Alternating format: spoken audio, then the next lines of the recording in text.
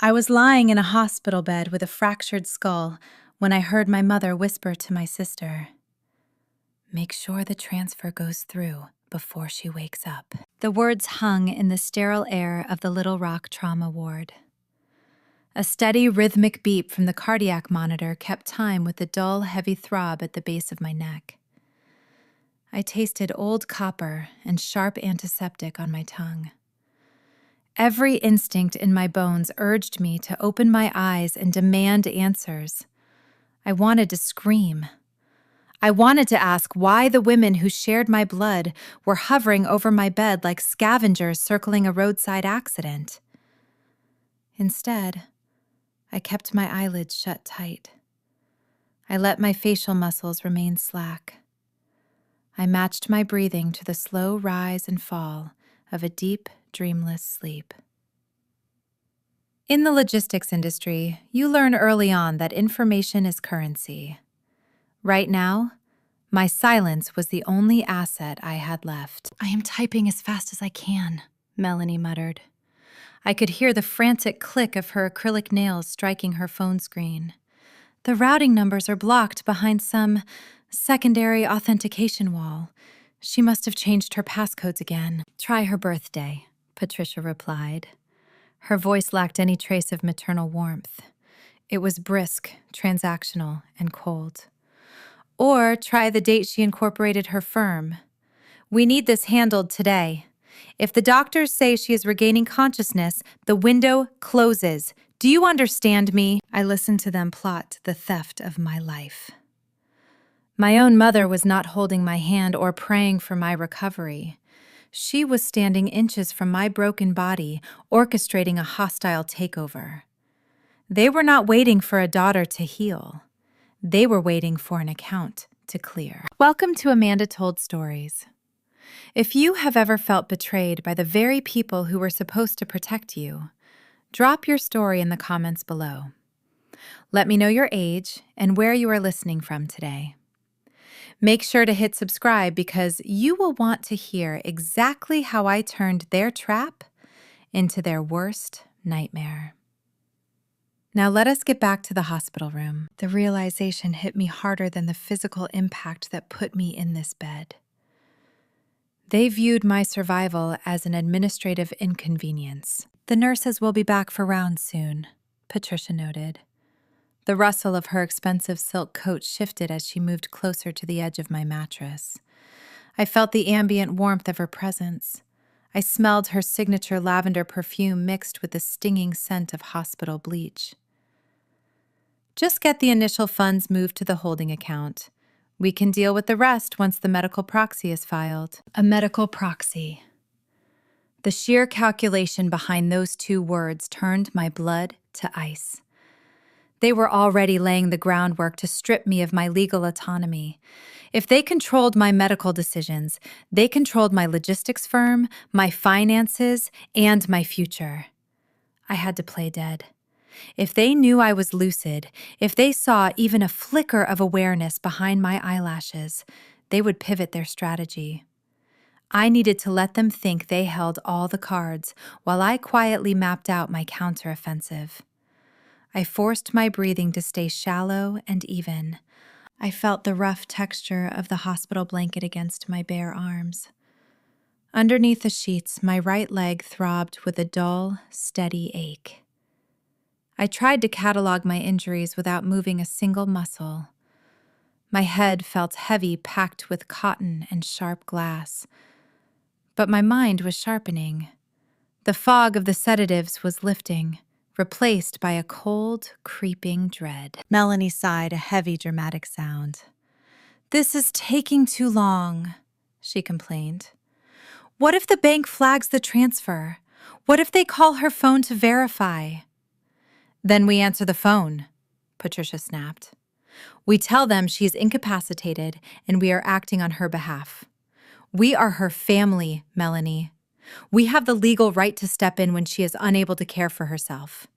Just keep trying the passwords. The new contract money should be sitting in the primary operating account." The $10 million contract. They knew about it. They knew the exact payout structure I had negotiated just 48 hours prior. My heart rate threatened to spike. I focused on the dark space behind my eyelids, commanding my pulse to slow down. If the monitor began beeping faster, it would alert them to my consciousness. I had to remain a ghost in my own body. In my line of work, you survive by identifying bottlenecks and eliminating them. You build contingencies. You never rely on a single route. But I had left myself exposed here. I had driven to that secluded Ozark cabin with my guard down, carrying the biggest victory of my life in a leather briefcase. I had driven past the thermal springs and the deep, expansive cave systems of my home state, feeling a rare sense of peace. I thought the money would finally buy their respect. I thought it would wipe the slate clean. I listened to the frantic tapping of my sister's fingers on the glass screen. She was trying to unlock the vault. She was trying to erase a decade of my grueling labor to fund her empty lifestyle. "We need to leave," Patricia whispered, her voice dropping lower. "I hear the nurse's cart in the hallway. Put the phone away." The frantic tapping stopped. The heavy door to the room creaked open, letting in the bright fluorescent light from the corridor. "How is she doing today?" a bright, cheerful voice asked. A nurse stepped into the room, her rubber-soled shoes squeaking against the floor. Patricia let out a long, trembling sigh. It was a flawless performance. "We are just praying she wakes up soon," Patricia said, her voice dripping with manufactured sorrow. "It breaks my heart to see her like this." I felt a cold wave of nausea wash over me. The duality of her nature was terrifying. She could plot my financial ruin in one breath and play the grieving mother in the next. "She is stable," the nurse reassured them. "The swelling is going down. We will just let her rest." "Yes," Patricia agreed. "Rest is exactly what she needs. We will go down to the cafeteria and let her sleep." The door clicked shut. Their footsteps faded down the hall. I was finally alone. I opened my eyes, letting the harsh light sting my pupils. I stared at the acoustic ceiling tiles, mapping out the timeline of my own destruction. I needed to understand how the triumphant high of a $10 million signature unraveled into a fractured skull and a stolen life. I closed my eyes again, letting my memory pull me backward, sifting through the events of the last 2 days. I had to go back to the boardroom. I had to go back to the moment before the trap snapped shut. The sterile white ceiling tiles of the trauma ward dissolved into the rich, polished mahogany of a downtown boardroom. 48 hours ago, I was untouchable. I sat in a glass-walled conference room overlooking the Arkansas River. The morning sun glared off the water below, casting sharp geometric shadows across the long table. Across from me sat 3 senior executives from a national retail conglomerate. I had spent a decade fighting for a seat at this specific table. My climb to the summit of the logistics sector was forged in freezing rain, diesel exhaust, and endless nights analyzing freight manifests. I started out routing local timber shipments through the unforgiving backroads of the Ozarks. I learned early how to optimize trucking routes through harsh weather and navigate the cutthroat margins of retail distribution. I built my firm from a single leased warehouse with a leaky roof into a flawless network spanning the southern United States. I earned my reputation by outsmarting the competition, anticipating bottlenecks, and never leaving a single loose end. The lead executive pushed a thick document folder across the table. It was the final draft of a $10 million logistics contract spanning 5 years. It was the deal that would secure my company for a generation. As the executive verbally confirmed the final non-compete clauses, I rested my left hand flat on my knee, out of sight beneath the table. On my index finger, I wore a sleek, matte black smart ring. To anyone looking, it appeared to be a standard piece of minimalist jewelry or a high-end fitness tracker. In my line of work, you never rely on memory or goodwill. You rely on unshakable proof. With a subtle brush of my thumb against the underside of the band, I activated the concealed audio recorder. A microscopic vibration pulsed against my skin, confirming the device was live. It was syncing encrypted audio files directly to a secure private cloud server. I recorded their verbal agreements, ensuring that if anyone tried to alter the terms during the rollout, I held the undeniable receipts. It was a habit born of intense corporate survival. I had no idea that this simple, subtle gesture would soon become the only weapon I had left to save my own life. After the ink dried on that contract, I walked out of the high-rise feeling invincible. I got into my car and pointed the headlights north toward the mountains. The drive through the natural state usually cleared my head. The rugged, isolating geography always mirrored my own guarded nature. I drove past the expansive cave systems and the dense, ancient forestry that defines our region. The thermal springs in the valleys sent thin wisps of mist drifting through the oak trees. For the entire 2-hour drive, my chest hummed with a fragile, foolish hope. I truly believed this milestone would finally be enough to earn my family. I had texted my parents the news from the elevator. I envisioned pulling into the dirt driveway of our secluded cabin and finding a celebration. I thought placing a $10 million victory on their kitchen counter would force them to see me as a person rather than a resource. I wanted John to clap me on the shoulder. I wanted Patricia to smile and tell me she was proud of the empire I built. I just wanted to be a daughter returning home in triumph. I parked my car near the wraparound wooden porch. The mountain air was sharp and crisp. I grabbed my leather briefcase containing the signed contract and pushed open the heavy front door. The air inside the cabin felt dense and stale. There was no champagne. There was no celebratory dinner on the stove. There were no smiles. John sat in his worn leather recliner, staring at the unlit fireplace. His jaw was set tight.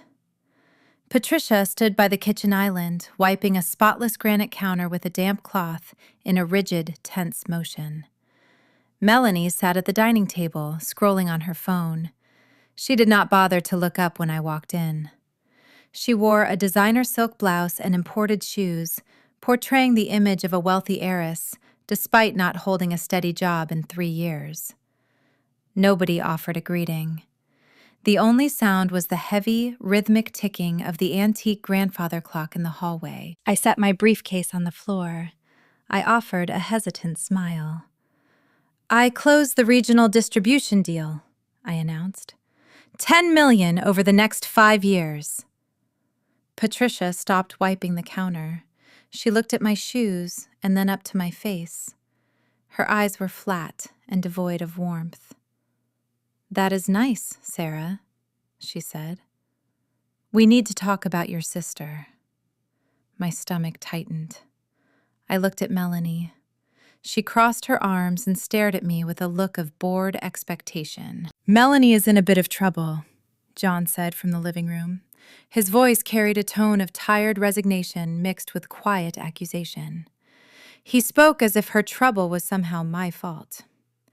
"The creditors are calling the house again. They are threatening to file a suit and seize her assets." "How much?" I asked.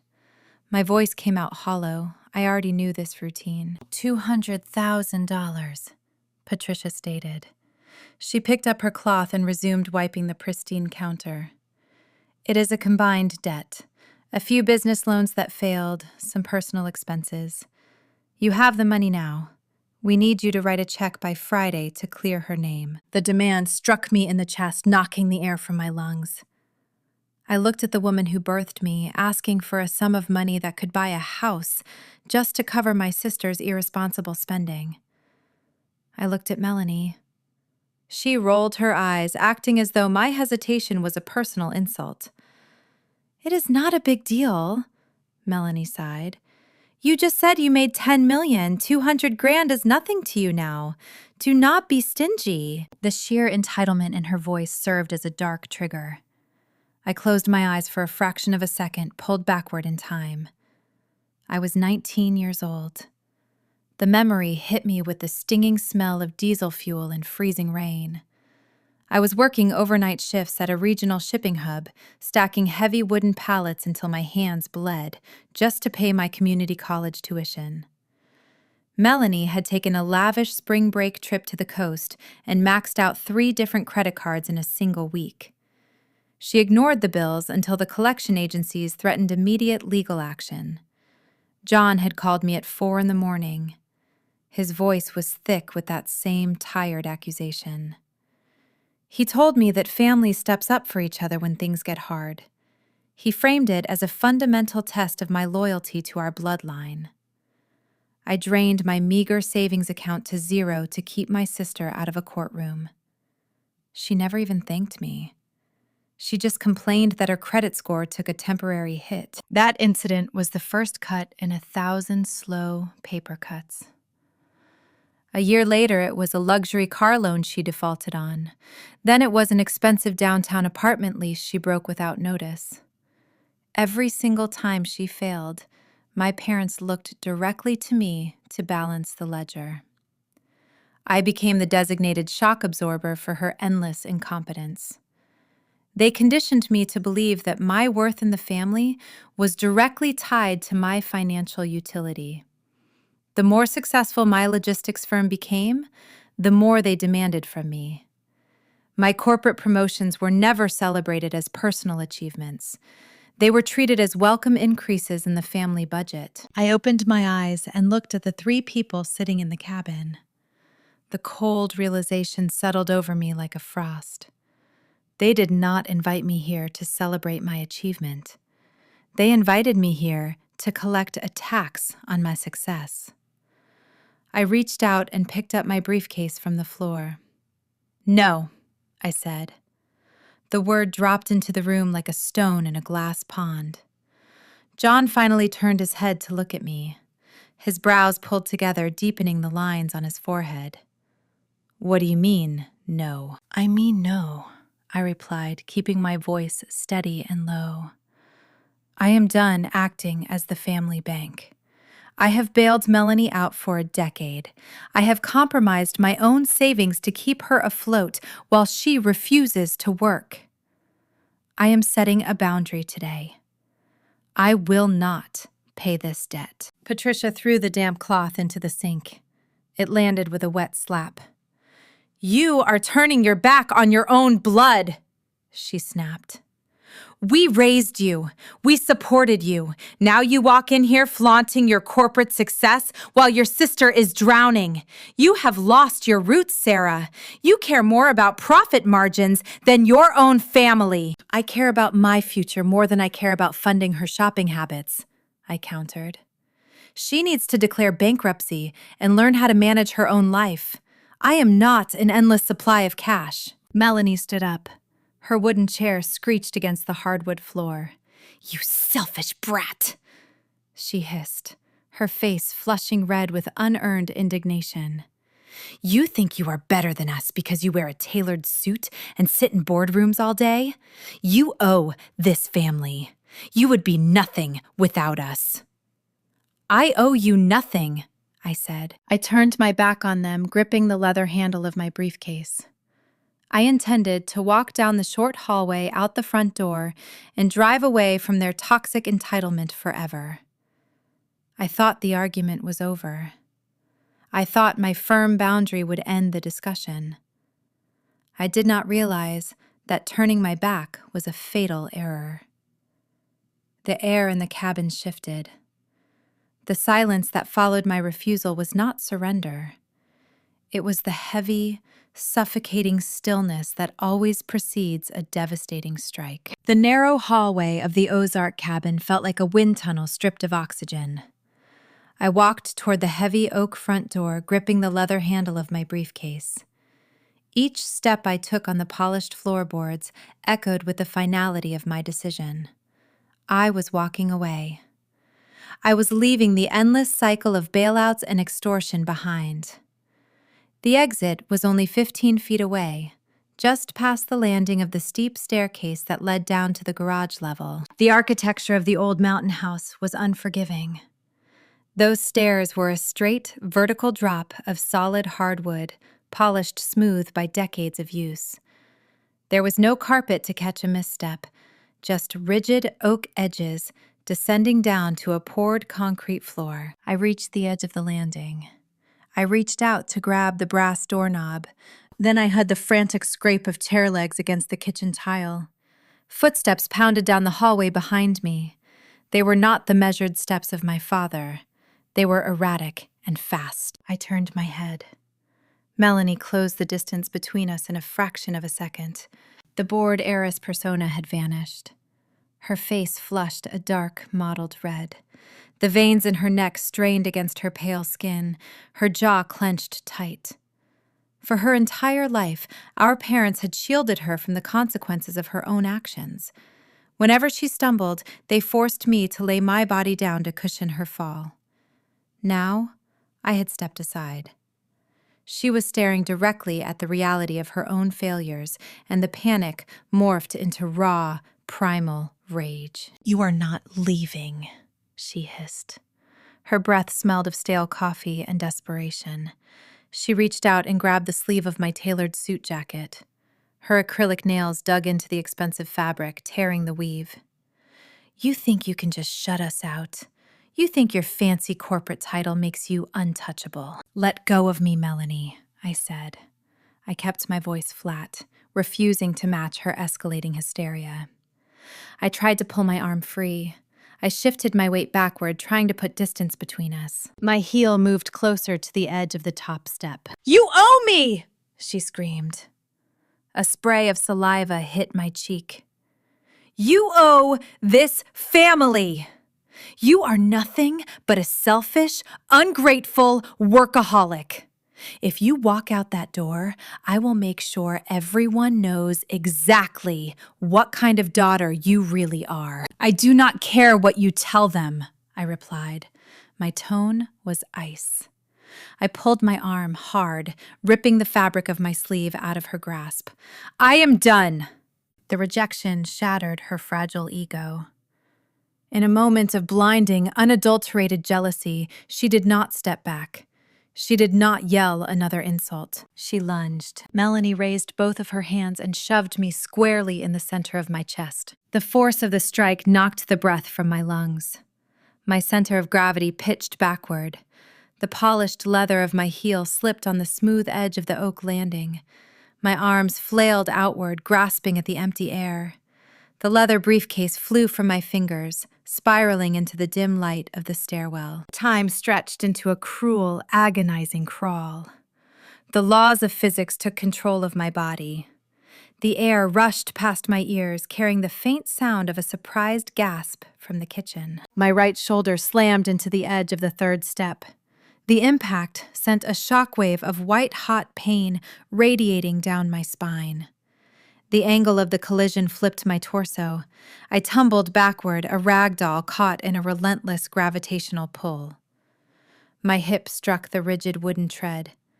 I heard the sickening sound of tearing ligaments and snapping bone.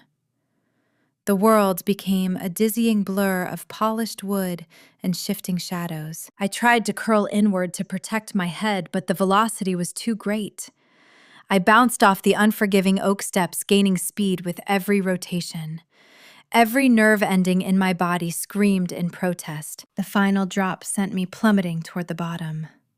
My temple collided directly with the sharp, unyielding edge of the concrete garage floor. The sound was deafening. It resembled a thick, dry branch snapping in a quiet forest. A blinding explosion of light erupted behind my eyes. A sudden, heavy darkness threatened to swallow my consciousness. My body crumpled onto the cold cement, twisted into an unnatural angle. A high-pitched ringing pierced my eardrums, drowning out the ambient noise of the mountain wind outside. I lay paralyzed on the cold floor. I tasted warm copper flooding my mouth.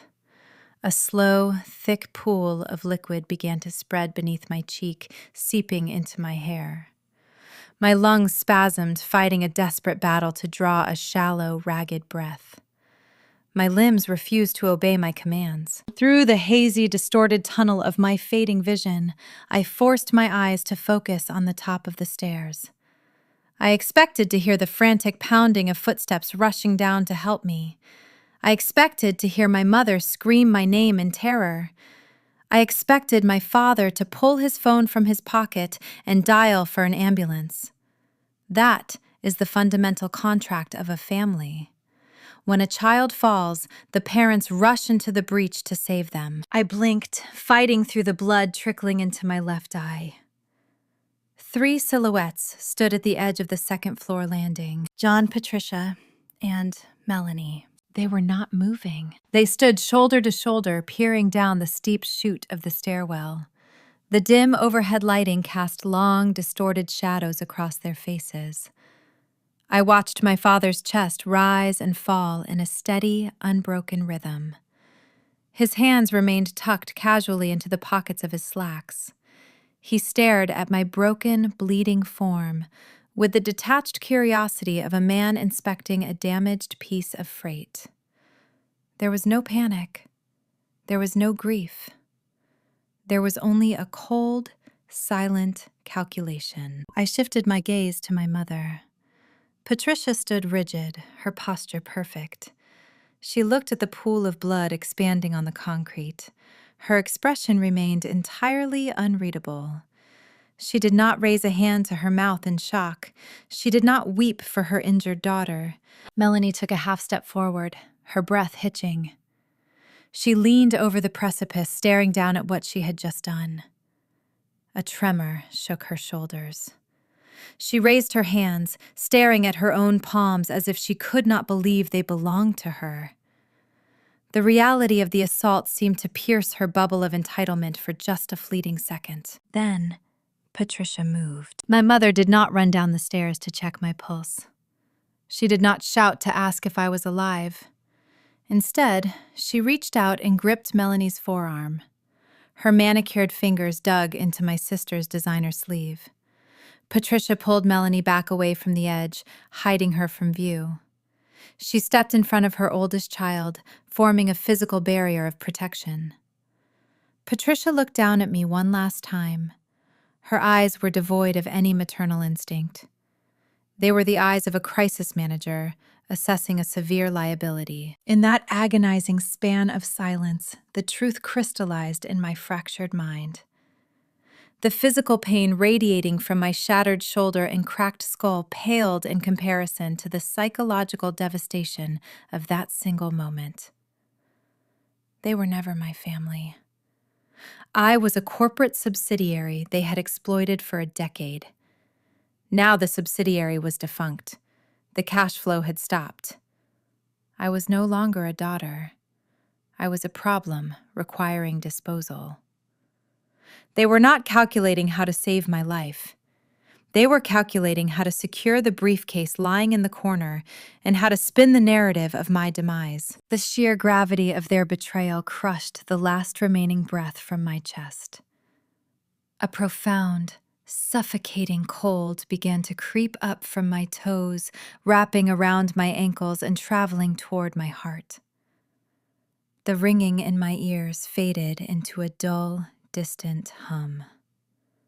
The dim light of the Ozark cabin began to shrink, narrowing into a tiny pinpoint of gray. I watched Patricia turn her back and walk away into the hallway, pulling Melanie along with her. John followed a second later, disappearing into the shadows. They left me alone in the dark to bleed out on the cold, concrete floor. My eyelids fluttered, shutting out the harsh reality. The pain dissolved into a heavy, weightless void. The darkness rose up and swallowed me whole, dragging me down into a silent, dreamless abyss. The memories faded. The mountain cabin dissolved into the ether. The sharp, rhythmic beep of the hospital heart monitor brought me crashing back to the present. I lay in the sterile Little Rock trauma ward, my eyes still closed. my body trapped under the thin cotton blanket. The memory of the fall echoed in my bones. I could still feel the cold concrete of the cabin floor against my cheek. I could still see my mother's apathetic stare. That flashback solidified the iron resolve hardening in my chest. I was not dealing with erratic, emotional relatives. I was dealing with a cartel that happened to share my last name. They had attempted to end my life over a financial dispute and left me for dead. Now they stood mere inches away, plotting the next phase of their theft. The hospital room felt suffocating. I could hear Patricia shifting her weight at the foot of my bed. I heard the soft fabric of John's jacket as he paced near the window overlooking the Arkansas skyline. I kept my breathing steady, maintaining the illusion of a coma. I knew that the moment I opened my eyes, the real war would begin. I had to let them make the first move. I had to see exactly what lie they had constructed to explain my broken skull to the doctors. I waited in the dark, gathering my strength. The digital smart ring still hugged my index finger, a silent, hidden witness to the crimes unfolding around me. I just needed the right moment to strike back. The rhythmic beep of the cardiac monitor dictated the tempo of my survival. I lay perfectly still beneath the stiff cotton hospital blanket, allowing the heavy curtains of my eyelids to shut out the harsh fluorescent glare of the trauma ward. Inside my mind, a silent storm raged. I processed their whispered schemes with the analytical precision I normally reserved for supply chain disruptions. My mother and father stood mere inches away, believing my brain was permanently damaged. They assumed my consciousness was floating in some unreachable void. The situation presented a dark, terrifying irony. I was fully awake. I was absorbing every syllable of their betrayal. I mapped their motives and cataloged their financial desperation. They needed a compliant, silent victim. I would give them exactly what they wanted until the trap was primed. Time crept forward. The air conditioning hummed through the ceiling vents, blowing a chill across my bare arms. Patricia shifted her weight, her leather heels clicking against the linoleum floor. John released a rough exhalation that carried the faint scent of stale black coffee and cheap mints. I needed to know the exact narrative they had fed the doctors. I could not fight a ghost story. I had to pull the lie directly from their mouths. I orchestrated my return to the waking world with careful deliberation.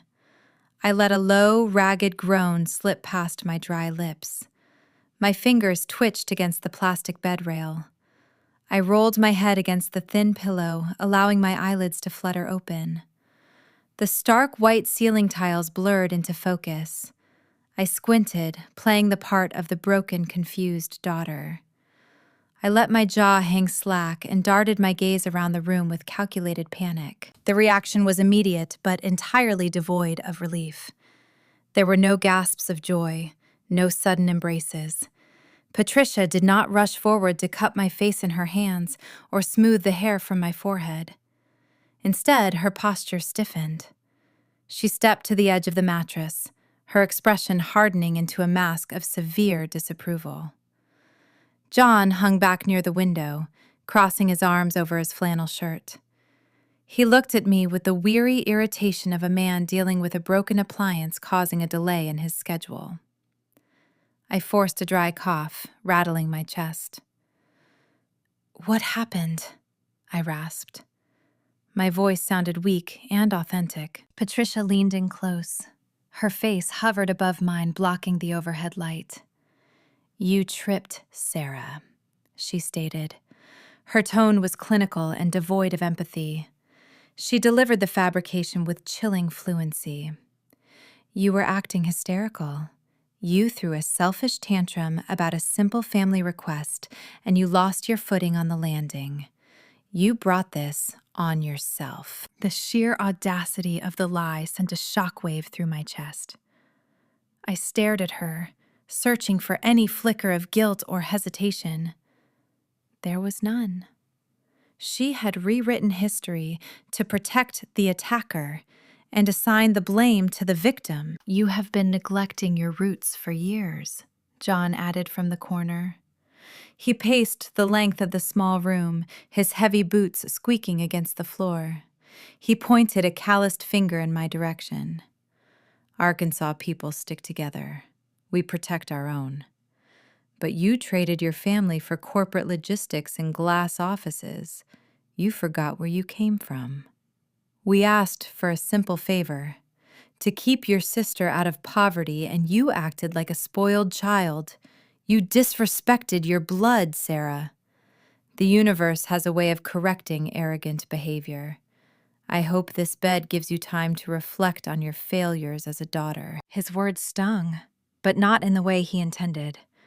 They stung because they confirmed the absolute death of my family unit. They were weaponizing our regional culture, twisting the deep-rooted folk traditions of loyalty into a justification for attempted murder. My business success was an insult to their stagnant rural existence. In their minds, my bank accounts belonged to the collective. My refusal to pay the tax was an act of treason. The psychological horror of their united front settled deep into my bones. They were not merely covering up a crime. They had convinced themselves I deserved the punishment. My independence was a threat to their control, so my fractured skull was justified. I swallowed the bile rising in my throat. I let a single tear pool in the corner of my eye and track down my temple. It was a genuine physical reaction to the throbbing pain radiating down my spine, but they interpreted it as submission. I averted my gaze, looking toward the blank wall, playing the defeated victim. I am so tired, I whispered, letting my eyes slide half shut. Patricia let out an exasperated sigh. The doctor said the concussion would make you lethargic, she noted dismissively. She turned to John. I cannot sit in these plastic chairs for another minute. Let us go down to the cafeteria. My back is aching. John nodded, pushing off the window frame. Melanie, stay here and watch her. Call us if a nurse comes in. The heavy wooden door clicked shut, leaving me alone with the woman who nearly ended my life. For a long moment, the room was silent except for the mechanical hum of the medical equipment. I kept my breathing shallow, peeking through my eyelashes. Melanie sat in a vinyl visitor chair, scrolling on her phone. She admired her fresh manicure, inspecting the glossy polish under the harsh lights. She did not look like a woman who had just committed a felony assault. She looked like a shopper waiting in line at a high-end boutique. The contrast between her immaculate appearance and my bruised, swollen face turned my stomach. She noticed me watching her and locked her screen. She slowly stood up, smoothing the wrinkles from her silk trousers before approaching the bed. A twisted, triumphant smile crawled across her face. You really look awful, Sarah, she sneered. She leaned her forearms against the metal bed rail, invading my personal space. The bored heiress routine was gone, replaced by raw, vindictive glee. I always wondered what it would take to wipe that smug, arrogant look off your face. Turns out, it just takes a flight of stairs. She chuckled, a dry, hollow sound that echoed off the sterile walls. It was a laugh utterly devoid of remorse. You thought you were untouchable, with your briefcases and your fancy contracts. You thought you could just cut us off and drive back to your glass tower. Look at you now. You cannot even sit up without a machine tracking your pulse. You cannot even drink a glass of water without permission. You are trapped. Underneath the scratchy hospital blanket, my left hand rested flat against my thigh. My index finger wore the sleek, matte black band. I kept my face frozen in an expression of helpless terror. My right arm was immobilized by intravenous lines, but my left hand was free. With a microscopic movement, I brushed my thumb against the underside of the smart ring. I felt the faint, subtle vibration pulse against my skin. The device was active. The encrypted cloud server was recording. I needed her to keep talking. I needed the confession laid out in undeniable clarity. "You pushed me," I rasped, forcing my voice to tremble. "You tried to kill me." Melanie rolled her eyes, letting out a loud scoff. "Oh, spare me the drama," she mocked. "I shoved you because you deserved it. You were walking away like a selfish coward. I just wanted to knock you down a peg. It is not my fault you are clumsy and cannot walk in heels. Besides, Mom and Dad already spoke to the doctors. The official story is a tragic accident caused by your own frantic behavior. Who do you think the authorities will believe? A loving family? Or an estranged workaholic daughter with a head injury who is acting erratic?" She leaned closer, lowering her voice to a conspiratorial whisper. "And while you are stuck in this bed, drinking meals through a straw, Mom is securing the power of attorney. That $10 million deal you bragged about is going to clear my debts and buy me the life I deserve. You are going to pay for everything, Sarah. You do not have a choice anymore." I let her words wash over me. The recording captured every venomous syllable.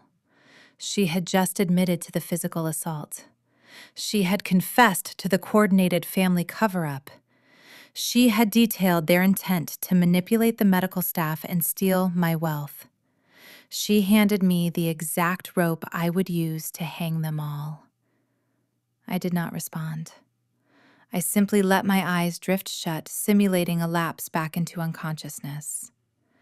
The digital evidence was safely transmitting to my offshore server. For the first time since my skull struck that concrete landing, a cold surge of power coursed through my veins.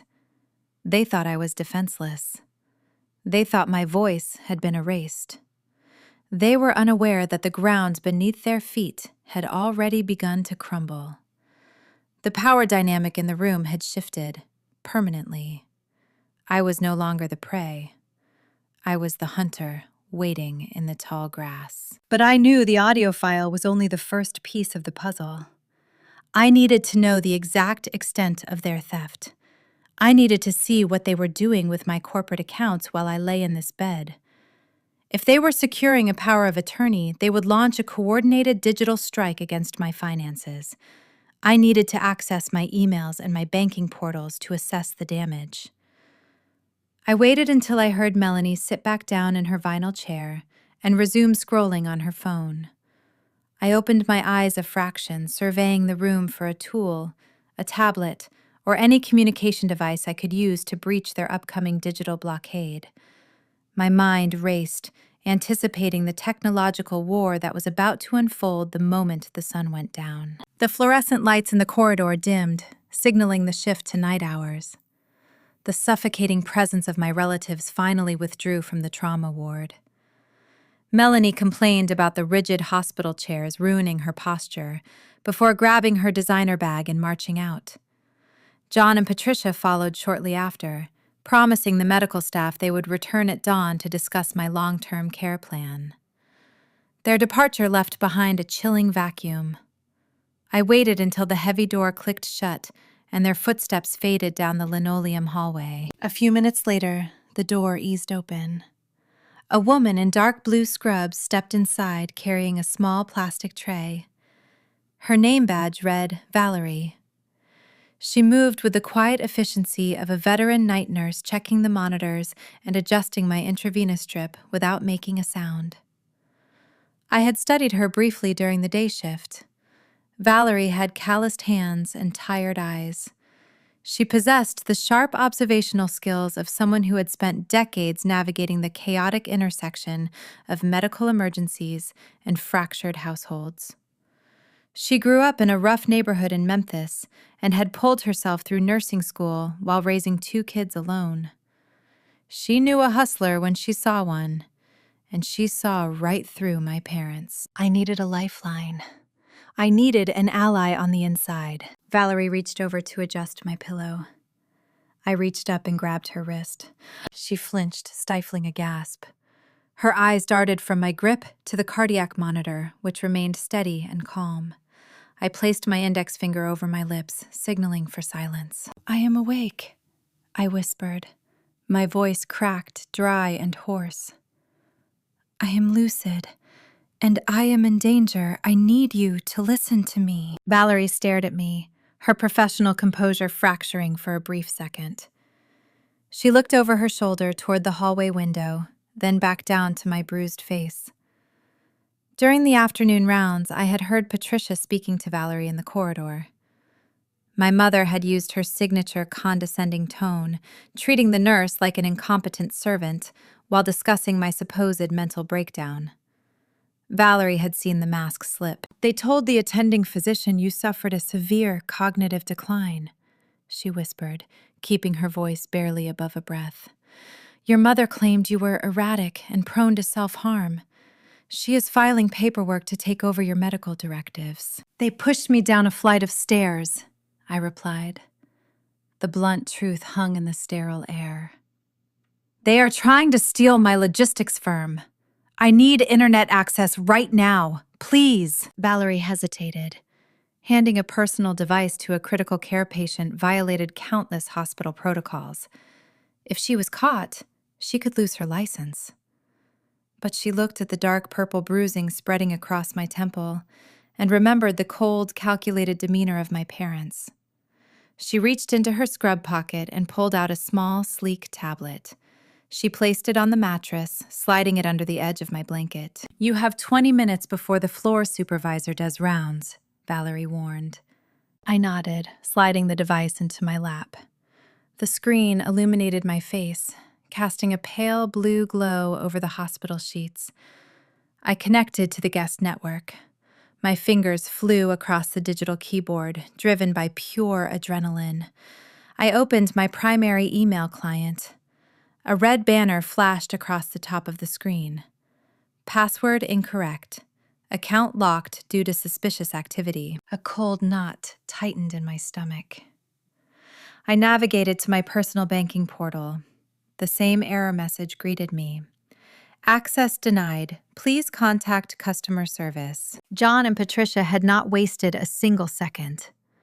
While I was bleeding on the concrete landing, they were actively severing my digital lifelines.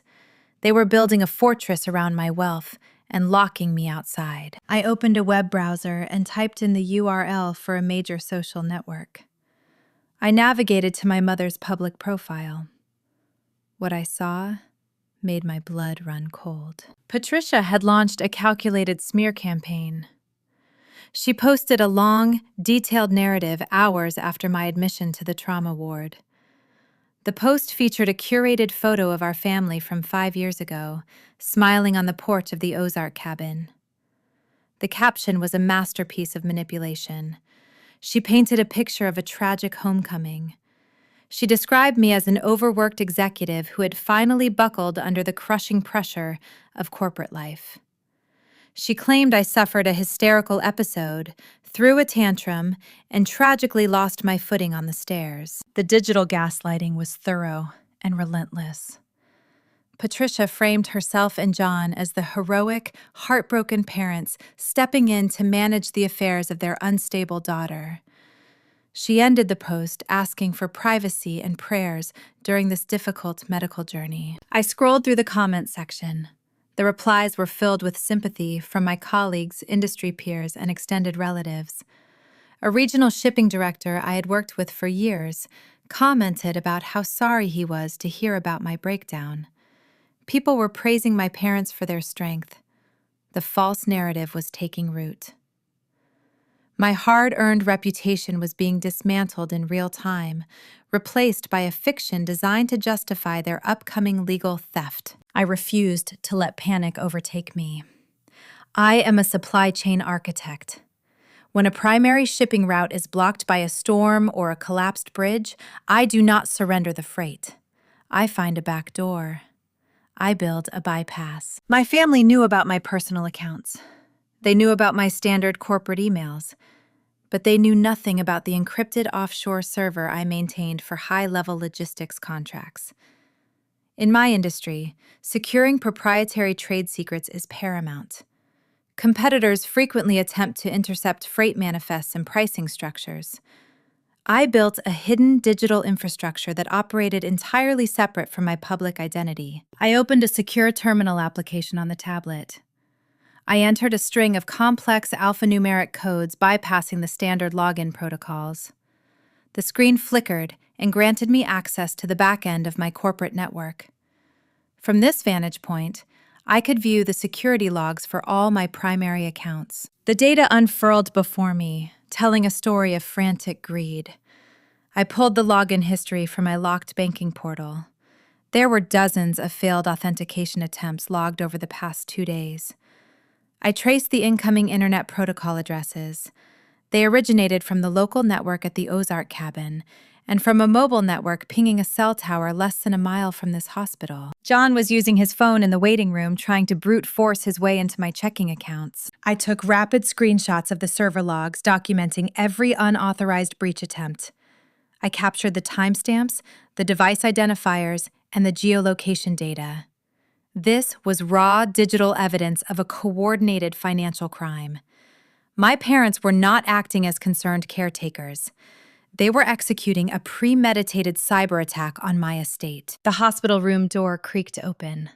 I quickly slid the tablet beneath my blanket and closed my eyes, mimicking a deep slumber. It was Valerie. She stepped inside holding a small rectangular object wrapped in a sterile gauze package. She walked over to the bed and checked the hallway again before speaking. "I overheard your father at the nurse's station," Valerie murmured. "He was asking the clerk how long it usually takes to process a transfer of medical proxy. He sounded eager, not worried. Eager." I pulled the tablet from hiding and handed it back to her. "They are trying to liquidate my firm," I explained. "I have the digital footprints. I have proof they are trying to hack my accounts.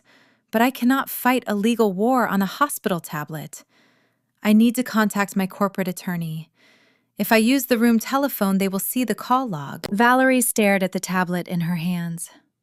She was a woman who had spent her career putting broken people back together. She recognized that the deepest wounds in this room were not physical. She made a decision to cross the invisible line separating patient care from active rebellion.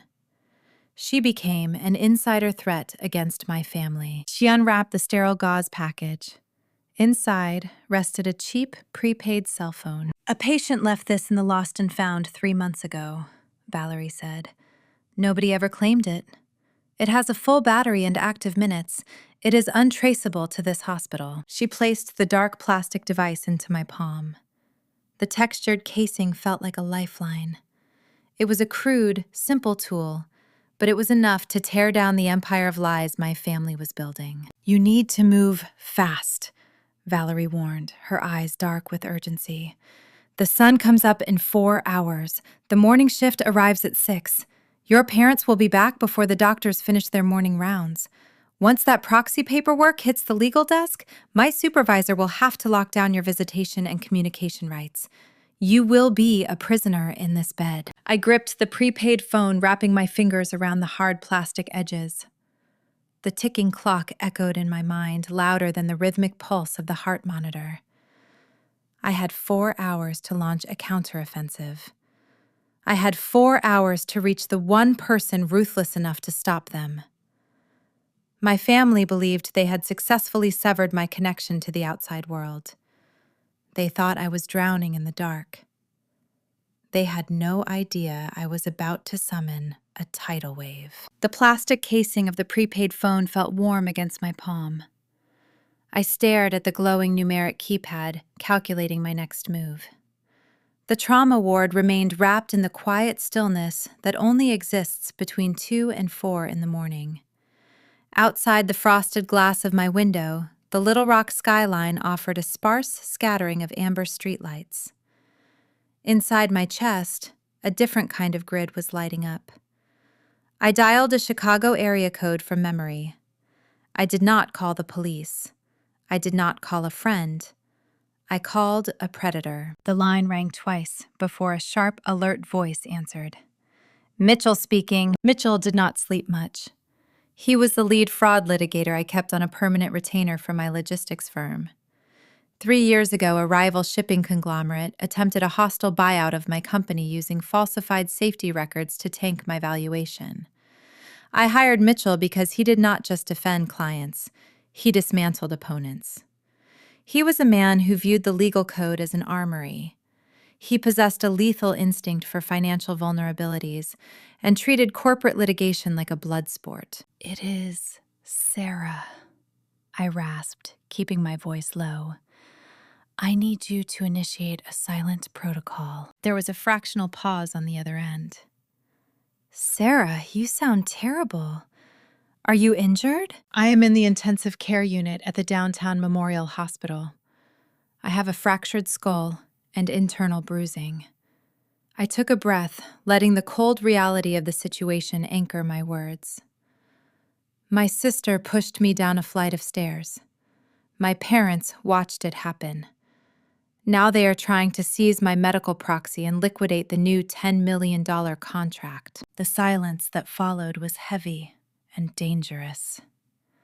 I heard the faint rustle of bed sheets over the receiver, followed by the solid thud of footsteps hitting a hardwood floor.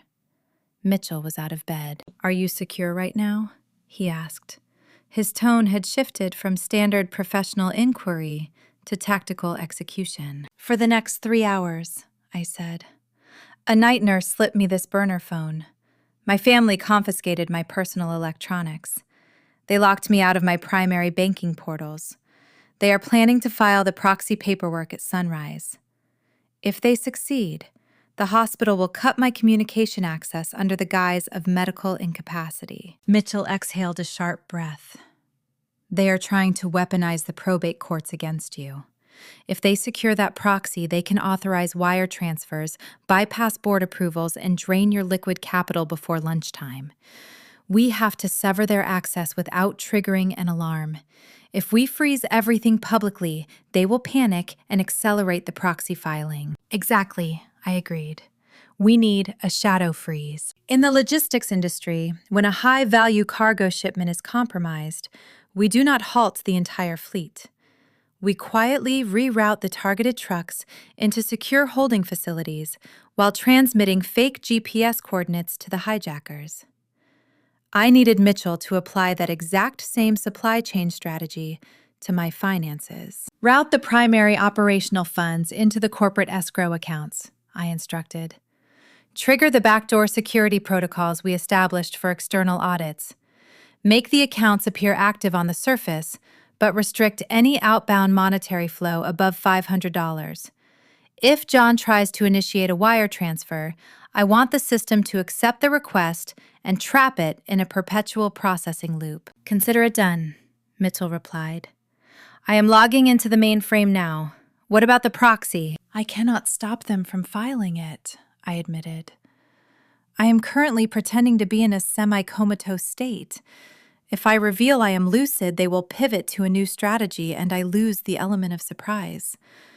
I need them to believe they are winning. Let them forge the documents. Let them commit the fraud. I need you to build a fortress of evidence so dense they can never crawl out from under it." "I need ammunition, Sarah. I need proof of their intent." "I have it," I said. I dictated the encrypted URL from my offshore server, along with the randomly generated access key. The digital smart ring on my finger had already synced the audio recording of the hospital room conversation to the cloud. I also directed him to the server logs I captured on the nurse's tablet. "Pull the directory labeled November Intake," I instructed. "You will find an audio file uploaded 20 minutes ago. You will also find screenshots of IP addresses pinging my locked accounts." I heard the rapid clatter of Mitchell typing on a mechanical keyboard. A few moments later, the typing stopped. He had opened the audio file. Over the phone line, I could hear the faint, tinny playback of Melanie's voice echoing from his computer speakers. I listened as my sister confessed to the physical assault. I heard my own mother plotting to drain my accounts before I regained consciousness. The audio finished playing. The ensuing silence over the phone was thick with lethal intent. "They are going to prison," Sarah Mitchell stated. His voice was devoid of emotion. It was a simple declaration of fact. "I am drafting the preservation orders right now. Every digital footprint they leave tonight is being archived.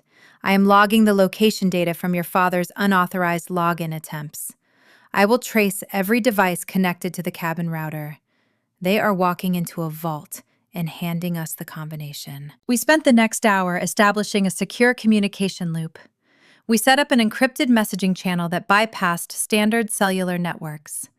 I memorized a series of coded phrases we could use if the hospital staff or my parents confiscated the burner phone. We turned my trauma bed into a hidden command center. I was physically broken, trapped under thin cotton sheets with an intravenous needle taped to my wrist.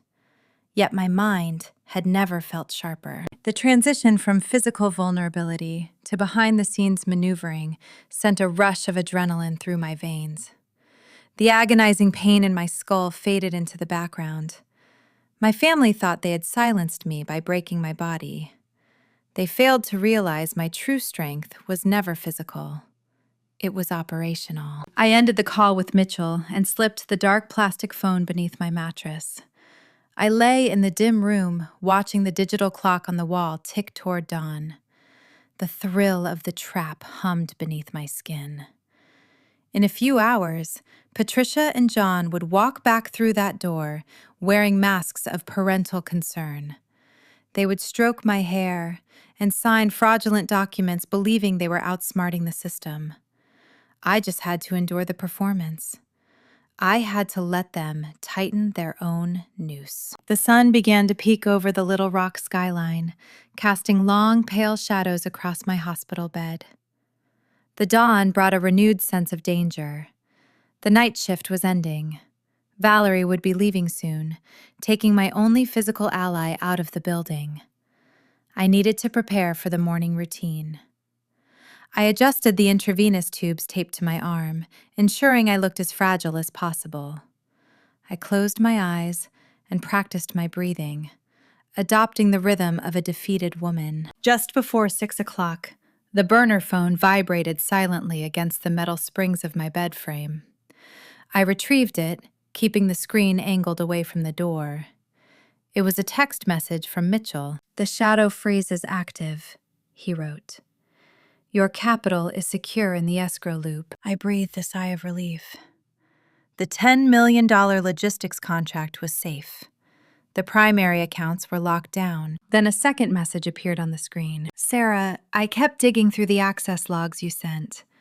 I ran a historical audit on the routing numbers your father tried to breach tonight. I found an anomaly." I frowned, staring at the glowing text. "What kind of anomaly?" I typed back. The 3 blinking dots appeared, indicating Mitchell was typing a lengthy response. The wait felt like an eternity. Finally, the text materialized. "Your father did not just start trying to access your funds tonight. There is a hidden ledger attached to a shell company registered in a remote county. I pulled the formation documents. It was incorporated 5 weeks ago. Long before the $10 million contract was signed, long before you drove to the cabin." My breath caught in my throat. I read the words again, trying to process the revelation. "They have been establishing a pipeline to siphon your equity for months," Mitchell continued. "The push down the stairs was not a spontaneous act of jealousy. It was an acceleration of a plan they already put in motion. They have been stealing from you, Sarah. We just found the ghost account." The sterile hospital room seemed to tilt on its axis. The betrayal was not a sudden crime of opportunity. It was a premeditated, long-term parasite feeding on my life work. My parents had looked me in the eye, smiled at my achievements, and plotted my financial ruin over Sunday dinners. The greed did not start with the new contract. The new contract merely forced their hand. I gripped the phone until my knuckles turned white. The game had just changed. I was not just protecting my future anymore. I was going to unearth every single lie they had buried in the past. The burner phone vibrated against my palm. A phone call this time. I pressed the plastic speaker tight against my ear, keeping my head motionless on the pillow. Mitchell did not bother with pleasantries. He dove straight into the financial autopsy. I pulled the corporate filings for the remote county, Mitchell said. His voice sounded crisp and metallic over the prepaid cellular connection. The entity is registered under a shell corporation. Your father and sister are listed as the primary beneficiaries. The incorporation date for this specific company was recent, but that is just the surface. I dug deeper. I ran a historical audit on the routing numbers and the associated tax identification. Sarah, this infrastructure is old. They established the original shadow accounts 7 years ago. 7 years. I stared at the pale ceiling tiles of the hospital room. 7 years ago, I was 25. I had just secured my first major distribution hub in Fort Smith. I remembered taking my parents out to an upscale steakhouse to celebrate the expansion. John had ordered the most expensive cut of meat on the menu, raising his crystal glass to toast my success. Patricia had smiled across the candlelit table and told me I was finally making them proud. The memory curdled in my stomach, turning toxic. They were not celebrating my milestone that night. They were celebrating their new revenue stream. Mitchell continued reading from his encrypted screen. I audited the historical ledgers for your logistics firm. There is a clear pattern of microtransactions masked as miscellaneous vendor fees. Small, untraceable amounts bleeding out of your secondary operating accounts. A few $100s here, 1,000 there. Nothing large enough to trigger an internal audit or alert the accounting department. They bled you slowly. My chest tightened, restricting the airflow to my lungs. They had been feeding on my ambition like parasites. Every late night I spent optimizing shipping lanes. Every holiday I missed to balance the company ledgers. They were quietly skimming the margins. My family never loved me. They viewed me as a host organism. The realization stripped away the fragile, lingering layer of my humanity regarding these people. The devoted daughter died on that concrete staircase. Only the chief executive officer remained. The new logistics contract did not create their greed, I whispered into the receiver. No, Mitchell replied. It simply made them greedy enough to get caught. That $10 million payout is too large to siphon in microtransactions. They need direct access to the primary capital. To obtain that, they need the medical proxy and a forged power of attorney. The stakes escalated from personal betrayal to an impending federal catastrophe. If John and Patricia successfully diverted the initial corporate payouts into their shadow entity, my logistics firm would face severe liability. The federal government does not forgive stolen corporate capital. If the transfer cleared, the authorities would dismantle my empire. My board of directors would face federal indictment. I thought about the fleet of trucks currently navigating the winding roads of the Ozarks. Hundreds of drivers depended on my firm for their livelihoods. My company coordinated the delivery of essential goods across the state, supporting agriculture and forestry sectors. If my parents succeeded in their embezzlement scheme, the resulting corporate fraud investigation would freeze our operating accounts. Shipments would halt. Drivers would go unpaid. Supply chains across Arkansas would face severe disruptions. The damage would ripple far beyond this hospital room, affecting innocent families who relied on my leadership. I could not allow their localized greed to destroy my regional legacy.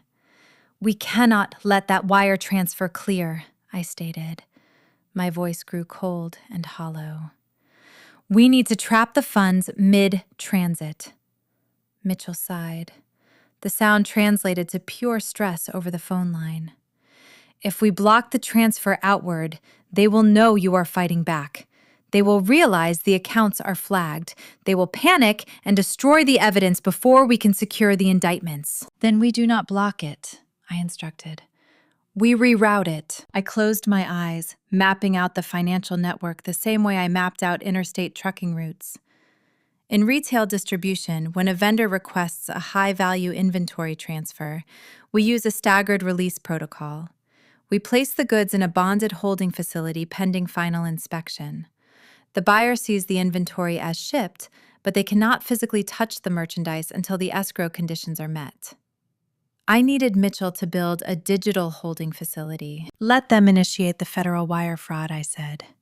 Let John log into the portal and submit the transfer request using the forged power of attorney. I want you to write a script that intercepts the routing numbers at the gateway. Divert the capital into a secure corporate escrow account. Mitchell understood the tactic immediately. He began typing rapidly, his keystrokes echoing over the line. I will configure the user interface to display a pending status on their end. To your father, it will look like a routine processing delay. The system will tell him the funds are clearing. He will think he is succeeding. And while he waits, I added, we document every single keystroke. We capture the digital signature he uses to authorize the theft. We let him cross state lines with the wire request, turning a domestic dispute into a federal felony. The trap was set. My parents were walking blindly into a legal minefield. They believed my physical vulnerability equated to mental incompetence. They underestimated the sheer, ruthless calculation required to survive in the retail logistics industry. You do not build a regional empire by trusting people blindly. You build it by verifying data and anticipating bottlenecks. They thought they were playing a game of family politics. They were actually engaging in a sophisticated cyber war against a woman who built her entire career on securing valuable assets. I listened to Mitchell finalize the code. The escrow trap was live. Any digital movement my father made toward that $10 million payout would trigger the silent alarm and lock the funds in a legal purgatory. The sun began to peek over the Little Rock skyline, casting long, pale shadows across my hospital bed. The dawn brought a renewed sense of danger. The night shift was ending. Valerie would be leaving soon, taking my only physical ally out of the building. I needed to hide the burner phone and prepare for the morning performance. Mitchell, I need to go, I whispered. The sun is up. They will be here any minute. Keep playing the victim, Sarah Mitchell replied. Let them feel powerful. The more confident they are, the more mistakes they will make. I am monitoring the gateway. I will text you the moment John initiates the transfer. I ended the call and slipped the plastic device deep inside my pillowcase. I settled my head back against the thin mattress, slowing my heart rate. I adjusted the intravenous tubes taped to my arm, ensuring I looked as fragile as possible. The dull throb in my skull served as a physical reminder of the stakes. I closed my eyes and practiced my breathing, adopting the rhythm of a broken, defeated woman. The heavy door to the trauma ward creaked open. Sharp, familiar footsteps tapped against the linoleum. Patricia and John had returned. The scent of fresh coffee and lavender perfume drifted over my bed, masking the clinical smell of antiseptic. But they were not alone this time. A third set of footsteps followed them inside, the heavy, deliberate tread of a stranger carrying a leather portfolio. My parents had brought their corrupt notary to finalize the theft. The heavy wooden door to the trauma ward creaked open with a low groan that set my nerves on edge. Sharp, familiar footsteps tapped against the linoleum. Patricia and John had returned. The scent of fresh coffee and expensive perfume drifted over my bed, masking the clinical smell of antiseptic. But they were not alone this time. A third set of footsteps followed them inside, the heavy, deliberate tread of a stranger carrying a leather portfolio. I kept my eyes closed, letting my breathing remain shallow and erratic. Through the slits of my eyelashes, I identified the newcomer. He was an older man, wearing a cheap gray suit that fit poorly around the shoulders. His face was deeply lined, weathered by decades in the harsh Arkansas sun. I recognized him instantly. He was a municipal clerk from our rural Ozark County. During a heated argument years ago, Patricia had casually mentioned how the specific town official owed John a significant favor regarding a property dispute. My parents had called in their marker. They imported a corrupt local notary to bypass the strict legal protocols of a Little Rock hospital. "Sarah, honey, are you awake?" Patricia pitched her voice an octave higher than normal. She adopted a sickeningly sweet tone designed for the benefit of the notary standing behind her. I groaned, shifting my head on the thin pillow.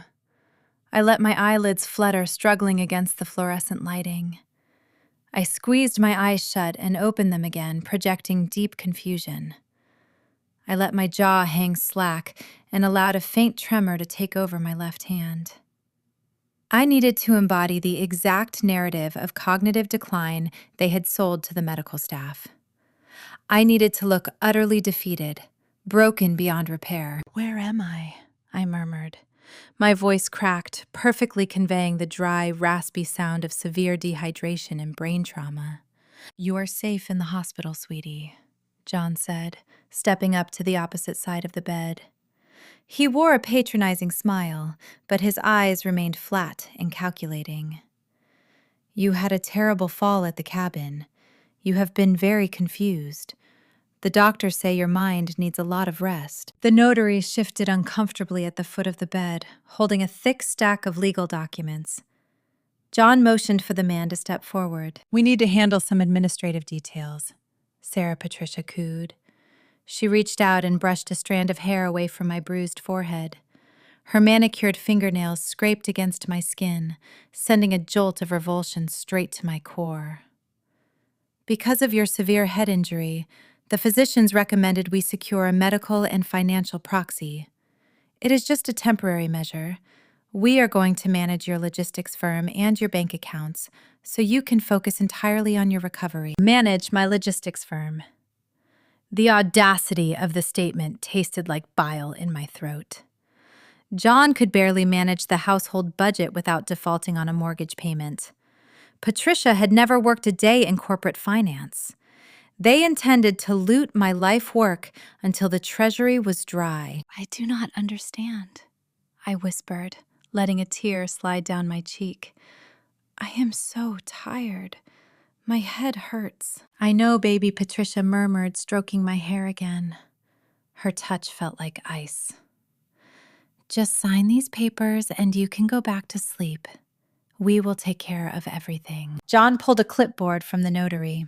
He unclipped a series of densely typed pages and laid them flat against the plastic tray table hovering over my lap. The bold heading at the top of the page read, "Durable Power of Attorney and Estate Transfer." The document was a blank check granting my father unconditional authority over my commercial holdings, my personal real estate, and the escrow accounts holding the $10 million contract. He clicked the top of a pen and held it out to me. I stared at the object in his hand. It was a cheap blue plastic hospital pen. The barrel was chewed and the ink cartridge looked half empty. 2 days ago, I sat in a pristine boardroom surrounded by industry leaders. I finalized the crowning achievement of my career using a custom gold fountain pen. That instrument possessed weight and balance. It represented authority, autonomy, and unyielding success. Now my father was demanding I sign away my empire using a piece of disposable plastic worth less than $1. The symbolism burned a permanent brand into my memory. They wanted to reduce my entire existence to a disposable transaction. I lifted my right arm, mimicking a painful struggle. I let my hand shake violently as I reached for the pen. My fingers fumbled against the plastic casing, dropping it onto the blanket. John clicked his tongue in quiet annoyance. quickly retrieving the pen and pressing it firmly into my palm. "Just sign on the dotted line, Sarah," he instructed, tapping a thick, blunt finger against the signature block. "Right there." In the corporate world, a signature is an unbreakable seal. My standard signature was sharp, precise, and angular, reflecting the ruthless efficiency of my supply chain network. It was a mark recognized by banking institutions and federal regulators across the state. I gripped the cheap plastic pen, holding it awkwardly between my thumb and knuckle. I pressed the ballpoint tip against the paper. I did not write my name. I butchered it. I forced my hand to jerk, dragging the ink outside the designated box. I misspelled my own middle initial. I looped the letters with a frantic, erratic scrawl that looked like the handwriting of a frightened child. I pressed so hard the paper nearly tore, then let the pressure lift until the ink barely registered. I produced a wildly inaccurate forgery of my own identity. This shaky signature was a brilliant tactical maneuver. To John and Patricia, it looked like the pathetic effort of a brain-damaged woman. It gave them the false confidence they needed to proceed. But to Mitchell and the forensic document examiners he would soon hire, it was undeniable physical proof of coercion. A signature that erratic, paired with medical records showing a traumatic brain injury, would immediately invalidate the document in any legitimate court. I was handing my attorney the exact legal leverage required to prove elder and dependent abuse. I finished the scrawl and let the pen slip from my fingers. It rolled across the tray table and fell onto the floor. I let my head loll to the side, closing my eyes. "Is that enough?" I whispered, letting exhaustion color my tone. "It is perfect," Patricia said. Her voice lacked any trace of the fake maternal warmth she had projected moments ago. The performance was over. She snatched the clipboard from the tray table and handed it back to the corrupt notary. The town official quickly stamped the pages, pressing his embossed seal over my fraudulent signature. He did not ask me a single question to verify my cognitive awareness. He did not ask for my identification. He simply processed the theft, collected his briefcase, and nodded to my father. "I will file this with the county clerk before noon," the notary stated, heading toward the door. "The primary operating accounts should be accessible by 1 o'clock. John smiled, a rare, genuine expression that made my stomach turn. "Thank you for your discretion." The heavy door closed, leaving me alone with my parents once again. Patricia walked over to the side of the bed. She did not bother stroking my hair this time. She leaned close, her breath ghosting over my ear. "You always were a stubborn, ungrateful child," she murmured. "You thought you could outsmart us. You thought you could lock us out of your success. Now we own every single truck, every warehouse, and every dollar you ever earned. Rest well, Sarah. We will take it from here." They turned and walked out of the room, leaving me submerged in the sterile silence of the trauma ward. I lay perfectly still, staring at the blank ceiling tiles. The intense psychological warfare of the past 10 minutes had drained my physical reserves, but my mind was operating at maximum velocity. I had successfully baited the trap. They held a worthless piece of paper, believing it was the key to my empire. They would march into the bank, submit that forged document, and initiate a wire transfer across state lines, committing a massive federal crime in broad daylight. I reached under my mattress and pulled out the burner phone. I typed a rapid text message to Mitchell. "The proxy is signed. The signature is compromised. They are heading to the bank." I hit send and waited for his confirmation. I expected a swift reply detailing the next phase of our shadow freeze protocol. I expected the green text bubble to pop up assuring me the trap was primed. 5 minutes passed. Then 10. Then 20. The screen of the burner phone remained dark. The digital silence stretched into a suffocating void. Mitchell always replied within seconds. He was a professional who thrived on immediate execution. His sudden lack of communication sent a spike of pure terror straight into my heart. I sent another message. Mitchell, confirm receipt. Are the accounts locked? Nothing. I dialed his direct line, pressing the phone tight against my ear. The call went straight to a generic voicemail box. The automated voice informed me the number was currently unavailable. A terrifying new reality began to crystallize in the quiet hospital room. My family possessed the forged documents. They had access to the notary. They had the motive and the opportunity to seize the $10 million contract. And the only person standing between them and my complete financial ruin had just vanished without a trace. My mind raced. Had they found him? Had my father somehow tracked the Chicago area code to my corporate attorney? The thought turned my stomach. If Mitchell was compromised, then everything I had worked for was exposed. They had all the leverage. They had the forged paperwork and the backing of a complicit local official.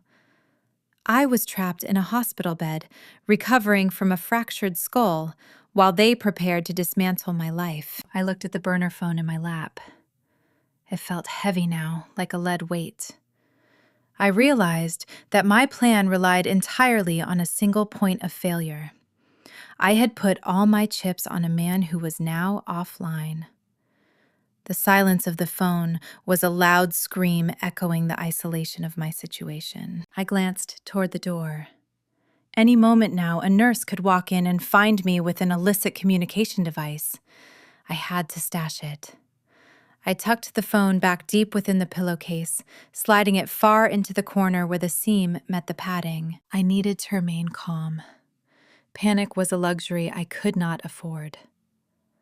My parents were arrogant, but they were predictable. They wanted money. They wanted control. They would not stop at the bank. They would return here to ensure I remained incapacitated. I had to continue the performance. I had to appear the broken daughter while my entire world teetered on the brink of collapse. I heard footsteps approaching the door again. A sudden surge of hope flickered in my chest. Perhaps it was Mitchell returning the call. Perhaps it was the nurse bringing my medication. I prepared my face for the routine. I let my muscles go limp. I fixed my eyes in a distant, unfocused stare. The handle turned. The door swung open. It was my father. He looked frantic. He clutched his own smartphone with both hands, his thumbs dancing across the screen in a blur of motion. His brow was furrowed with intense concentration. "I cannot get through," he muttered to himself. He did not look at me. He looked at the door. "The routing numbers are stuck." He was back. He was struggling with the transfer. My shadow freeze protocol was holding. The escrow trap was doing its job.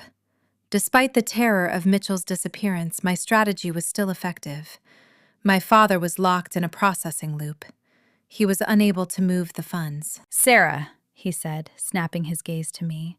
His eyes were wide with a frantic, hungry energy. "You have to tell me the secondary password for the primary gateway. The system is rejecting the transfer." I let a slow, bewildered expression wash over my face. I blinked at him, as if trying to decipher a foreign language. "Password," I murmured. My voice sounded weak, trembling with confusion.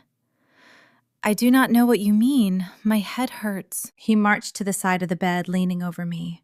The smell of his cologne was acrid. "Do not play with me," he growled. "I know you said a secondary layer.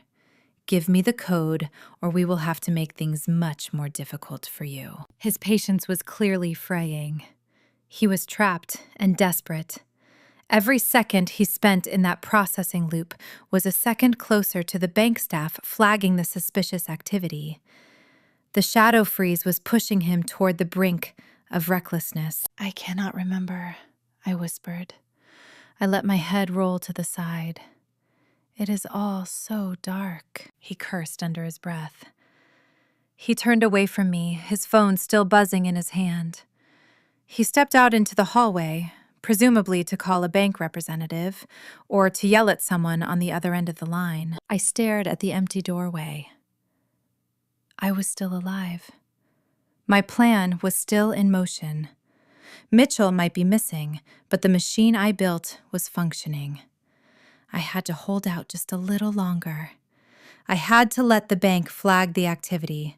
I had to let the evidence pile up. I closed my eyes, taking a deep breath of the sterile hospital air. The silence of the room was no longer just an isolation chamber. It was a holding pen for the predators. They thought they were the ones in control, but they were stumbling through a house of mirrors. Every move they made was being logged. Every lie was being archived. I just needed to stay alert. I just needed to survive the night. Tomorrow was coming, and with it would come either my total salvation or my absolute destruction. The game had reached its peak intensity. I tightened my grip on the sheet beneath me, preparing for the final act of this nightmare. I would not let them win. I would not let my empire dissolve into their greed. I was Sarah Robertson, and I was the architect of my own destiny. I stared at the dark screen of the prepaid cellular device hidden beneath the fold of my blanket. The digital silence felt heavier than the concrete landing that broke my skull. 10 minutes stretched into half an hour. I typed another text message, demanding an update. I dialed the Chicago area code one more time, pressing the plastic speaker flush against my ear. The automated voice repeated the same generic greeting, informing me the subscriber was unavailable. Mitchell was gone. A cold, creeping dread crawled up the base of my neck, settling into the spaces between my fractured vertebrae. In the world of high-stakes corporate litigation, silence never indicates a simple delay. Silence means the variables have changed. I closed my eyes and analyzed my attorney. Mitchell was a shark. I hired him 3 years ago when a rival shipping conglomerate attempted a hostile buyout of my company using falsified safety records. He dismantled their legal team in a matter of days. He possessed a lethal instinct for financial vulnerabilities and viewed legal battles as high-stakes poker games. His loyalty was tied to victory and profit. He was a mercenary in a tailored suit. What if my father had discovered the Shadow Freeze protocol? What if John found my attorney's contact information in my corporate directory and offered him a lucrative cut of the logistics contract? $10 million could buy an incredible amount of loyalty. If Mitchell accepted a bribe, I was defenseless. I would be trapped in this bed while they dismantled my empire, brick by brick. The red herring of his sudden disappearance gnawed at my remaining resolve. I was the architect of the trap, but I had handed the remote control to a man who only cared about the bottom line. Heavy footsteps echoed in the corridor outside my room. The heavy wooden door swung open, striking the rubber wall stopper with a sharp thud. John and Patricia stormed into the trauma ward. Their earlier victorious demeanor had evaporated. Patricia paced across the linoleum, her heels clicking in a frantic, erratic rhythm. John clutched his smartphone, his knuckles white from intense pressure. He threw himself into the vinyl visitor chair and rubbed his temples. The teller said it was a routine processing hold, John muttered. His voice dripped with raw irritation. He claimed large wire transfers require an administrative review before the funds clear the holding account. It could take up to 48 hours to verify the routing endpoints. Patricia stopped pacing. She glared at the heart monitor as if the machine itself was responsible for the banking delay. "We do not have 48 hours to sit around this city," Patricia snapped. "The attending physician wants to run another round of cognitive scans tomorrow morning. The night nurse keeps asking too many questions about her baseline mental state. This hospital has too much oversight. If a neurologist realizes her brain activity does not match the trauma narrative, our proxy becomes worthless." I lay perfectly still, keeping my breathing slow and measured. The shadow freeze protocol was working.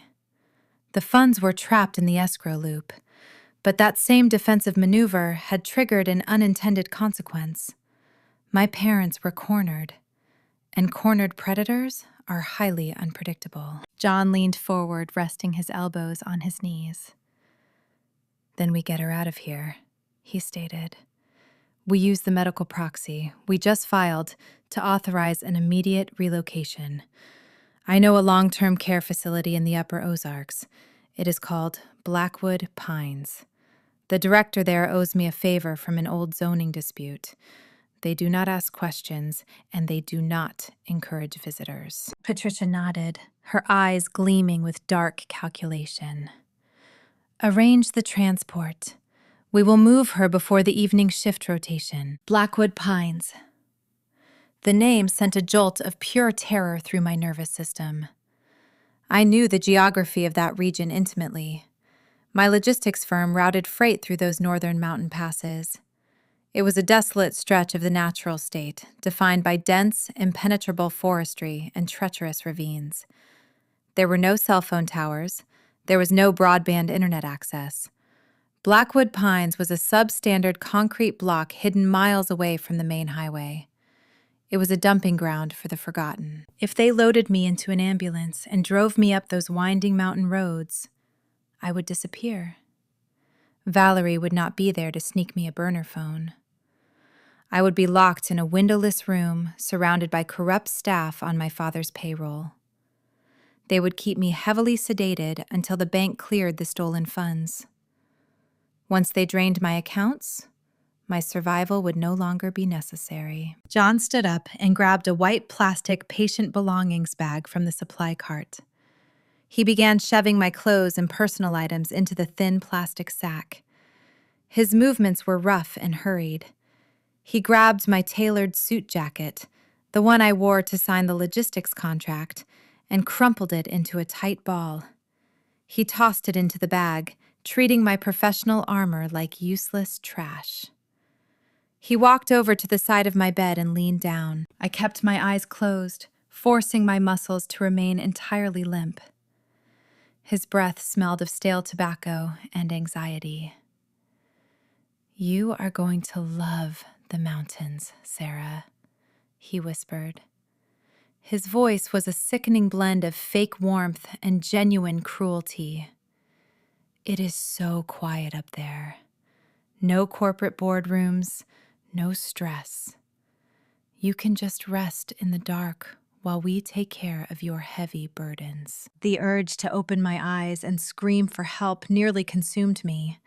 My throat burned with the effort of holding back the rising panic. If I hit the nurse call button, my mother would simply show the responding staff the forged power of attorney. She would play the role of the exhausted, heartbroken caregiver, making a difficult medical decision for her incapacitated daughter. The hospital administration would legally have to comply with the transfer order. Revealing my lucidity now would only expedite their plan. I had to maintain the facade. I had to lie, trapped inside my own bruised body, watching the clock tick down toward my permanent erasure. Patricia pulled out her phone and dialed a private medical transport company. "I need an intensive care ambulance at the downtown Memorial Hospital," she instructed. "We are initiating a private facility transfer. Yes, we have all the required proxy documentation. We need the transport team here in exactly 2 hours." 2 hours. The timeline echoed in my mind like a death sentence.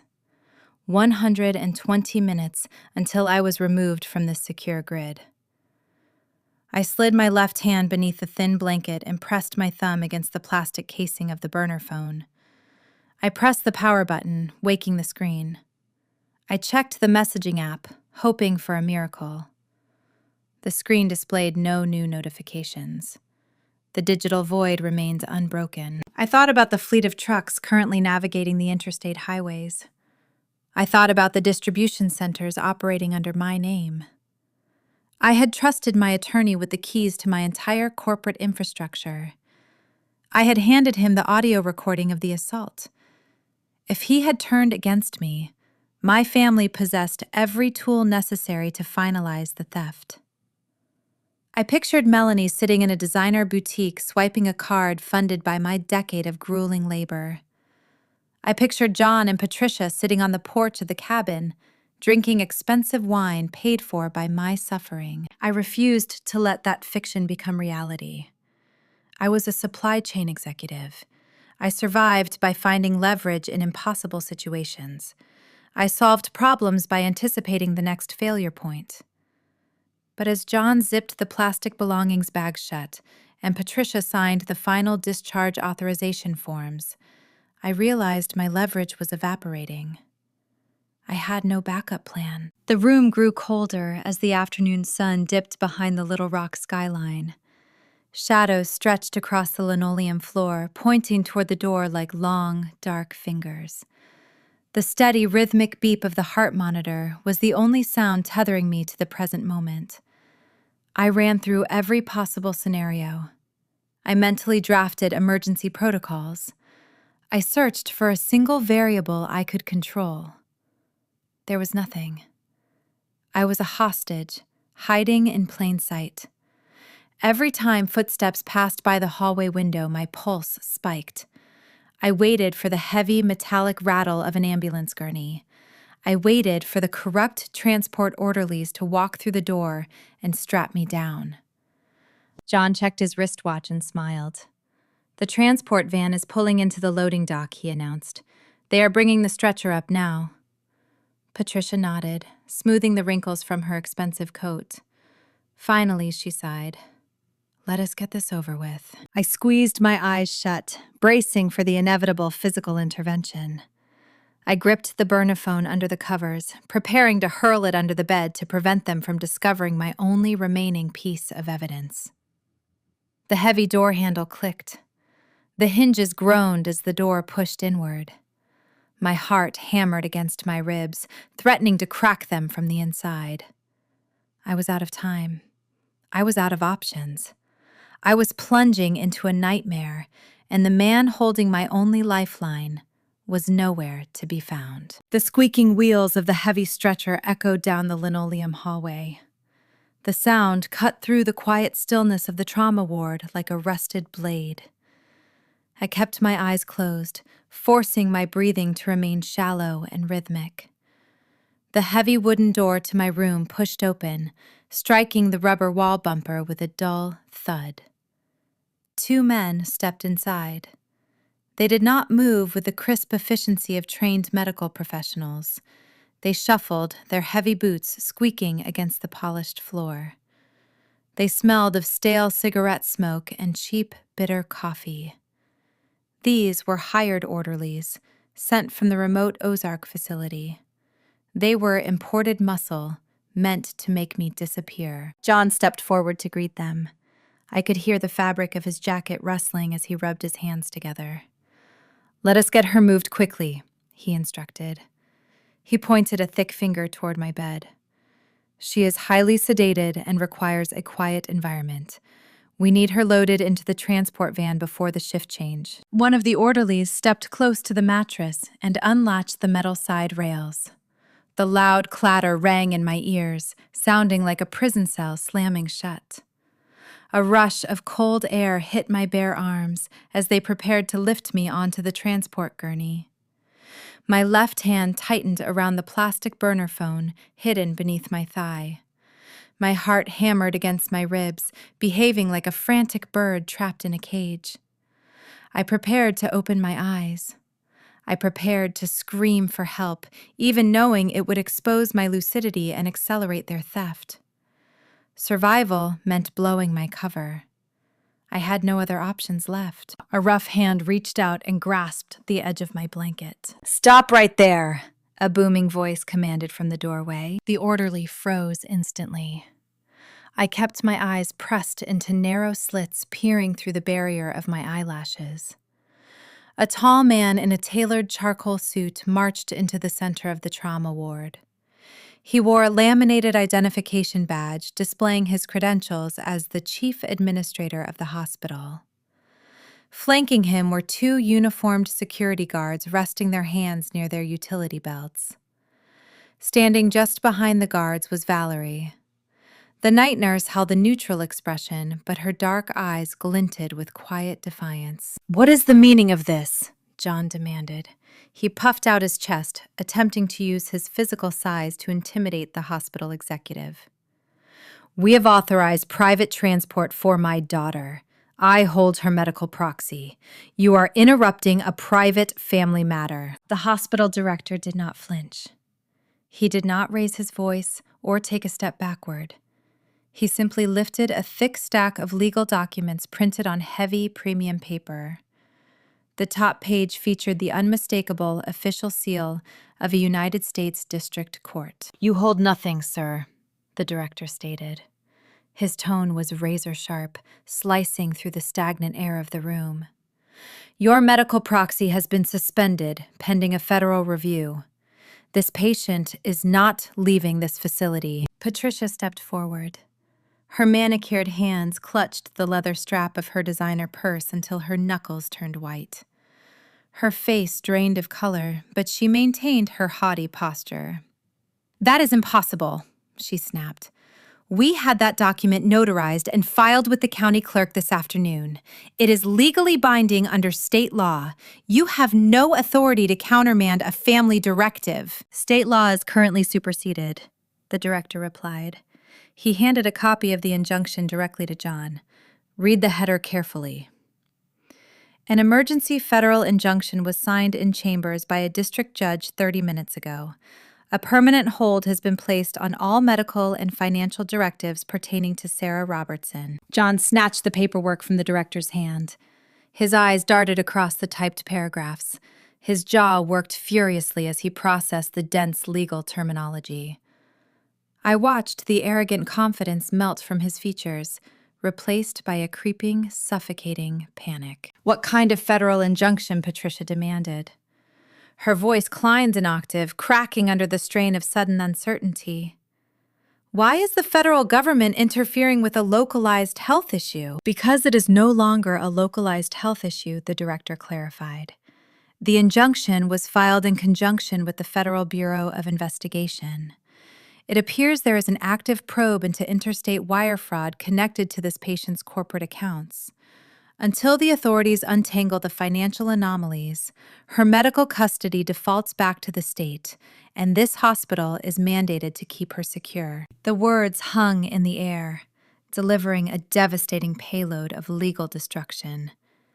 Interstate wire fraud. The Federal Bureau of Investigation. The shadow freeze had worked perfectly. When John attempted to move the logistics contract funds into his rural shell company, the transaction crossed state banking lines. Mitchell had not abandoned me. He had weaponized his silence. While I was trapped in this bed, fearing the worst, my attorney was physically standing in the mahogany-paneled chambers of a federal judge. He presented the audio recordings from my smart ring. He handed over the unauthorized login attempts I captured on the tablet.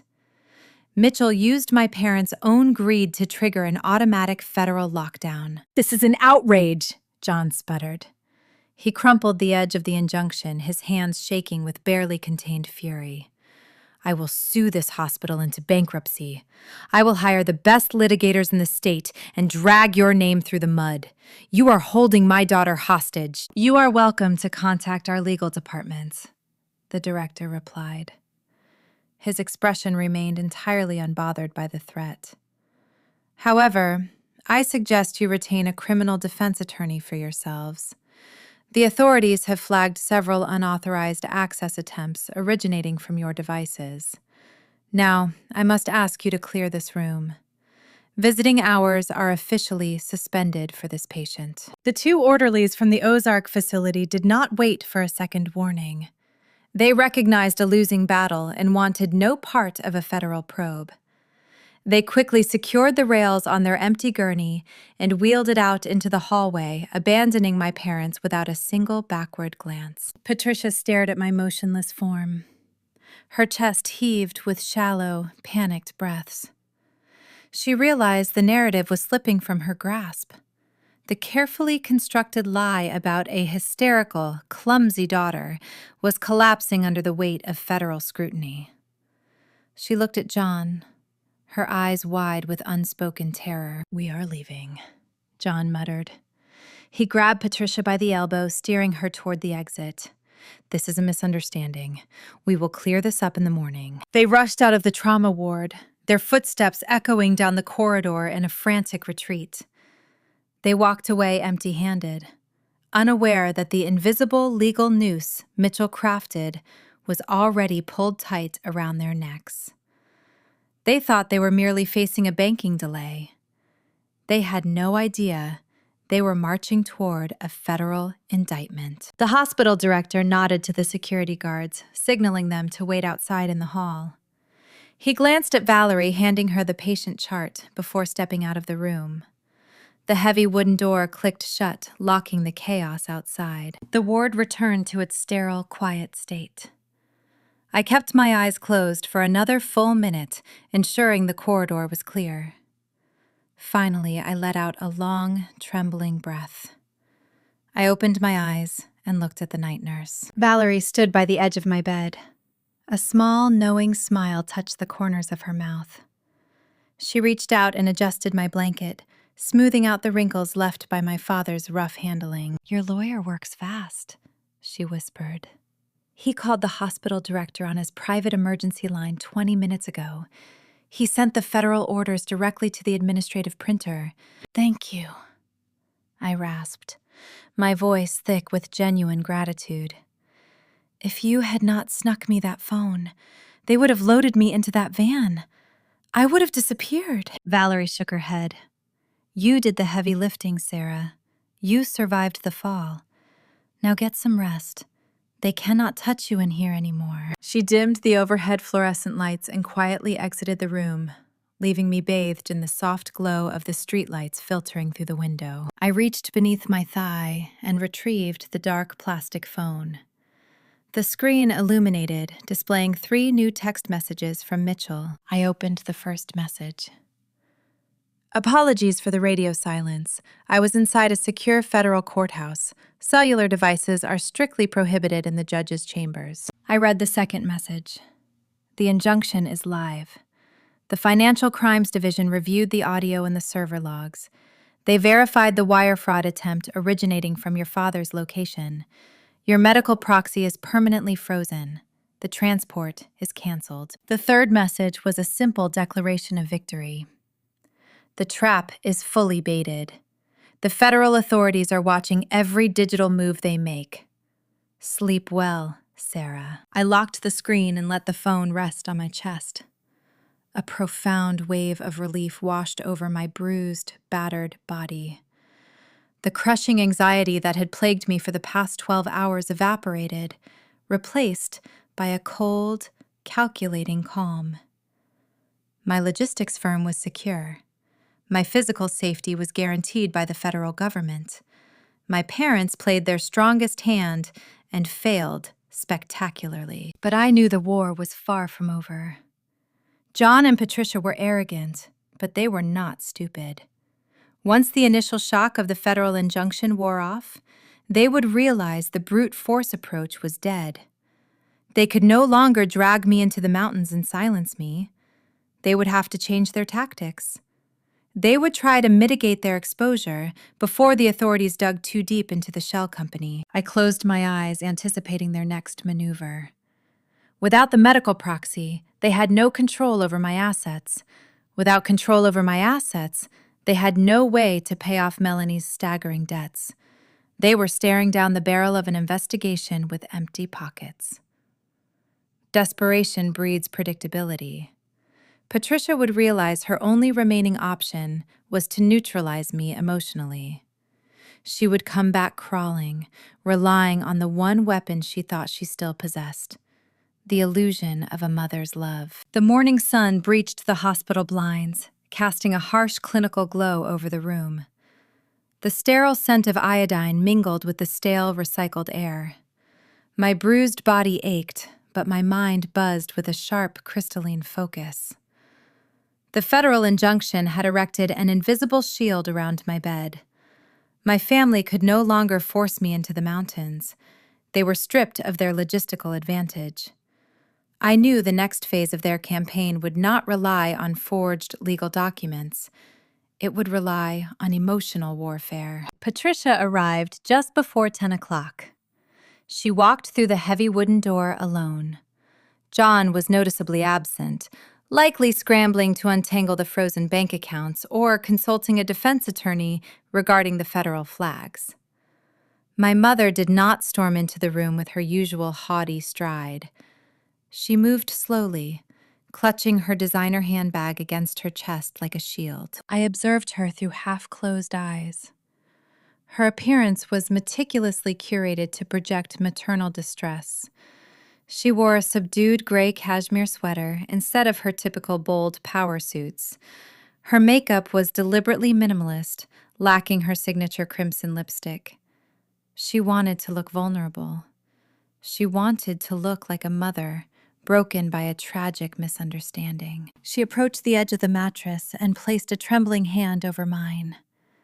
I suppressed the instinct to pull away from her icy touch. "Sarah, sweetheart," she murmured. Her voice wavered, hitting a precise pitch of manufactured sorrow. "I am so sorry about yesterday. Your father and I were just terrified. The doctors gave us such frightening news about your head injury. We panicked. We thought a quiet facility in the Pines would help you heal faster. We never meant to overstep." I kept my expression blank, allowing a single tear to pool and slip down my cheek. It was an easy performance. The physical pain radiating from my fractured skull provided all the necessary inspiration. I played the exhausted, battered daughter, desperate for affection. "Why did you take my phone?" I whispered. My voice rasped, conveying deep confusion.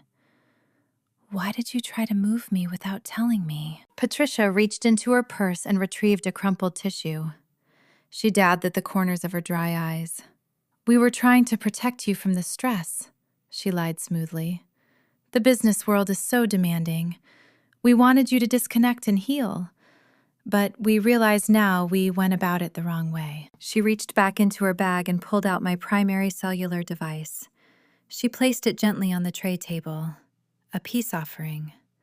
A calculated gesture of returned autonomy designed to disarm my defenses. "I brought your belongings back," she continued. "We want to make things right, Sarah. Family is the most important thing in the world. We cannot let a tragic accident tear our bloodline apart." A tragic accident. The phrase hung in the air, dripping with poison. She was testing the waters, trying to see if my memory of the staircase was still fractured. Melanie is beside herself with guilt. Patricia sighed, lowering her gaze to the linoleum floor. She has not slept in 2 days. She knows the argument got out of hand. She knows she should never have raised her voice near those steps. She feels responsible for your fall. I watched my mother weave a tapestry of fiction. She was minimizing a brutal physical assault, reducing it to a loud argument that resulted in a clumsy stumble. She was laying the groundwork for a legal defense, using my hospital bed as her testing ground. "She wants to apologize," I murmured, keeping my tone fragile. "She does," Patricia agreed quickly. "But she is terrified you are going to file a police report. She is scared you will let your anger ruin her life. You know how fragile your sister is, Sarah. A criminal investigation would destroy her. It would destroy our reputation in the community. You cannot let some ambitious prosecutor turn a family dispute into a public spectacle." My mother possessed a master-class talent for gaslighting. She was actively shifting the burden of the crime onto my shoulders. If the family shattered, it would not be because Melanie pushed me down a flight of stairs. It would be because I chose to seek justice. I was expected to swallow my trauma to preserve their country club facade. Patricia had spent her entire adult life clawing her way up the rural Arkansas social ladder. She hosted charity galas and played golf with local politicians. The prospect of a criminal subpoena terrified her far more than the sight of her daughter bleeding on a concrete floor. Patricia unzipped a side compartment of her handbag and extracted a crisp white envelope. She placed it next to my phone. "Your father and I want to help you transition back to normal life," Patricia explained. "We know your medical bills will be substantial. We have arranged a private settlement fund for you, $50,000. It is a gift, Sarah, to help you recover.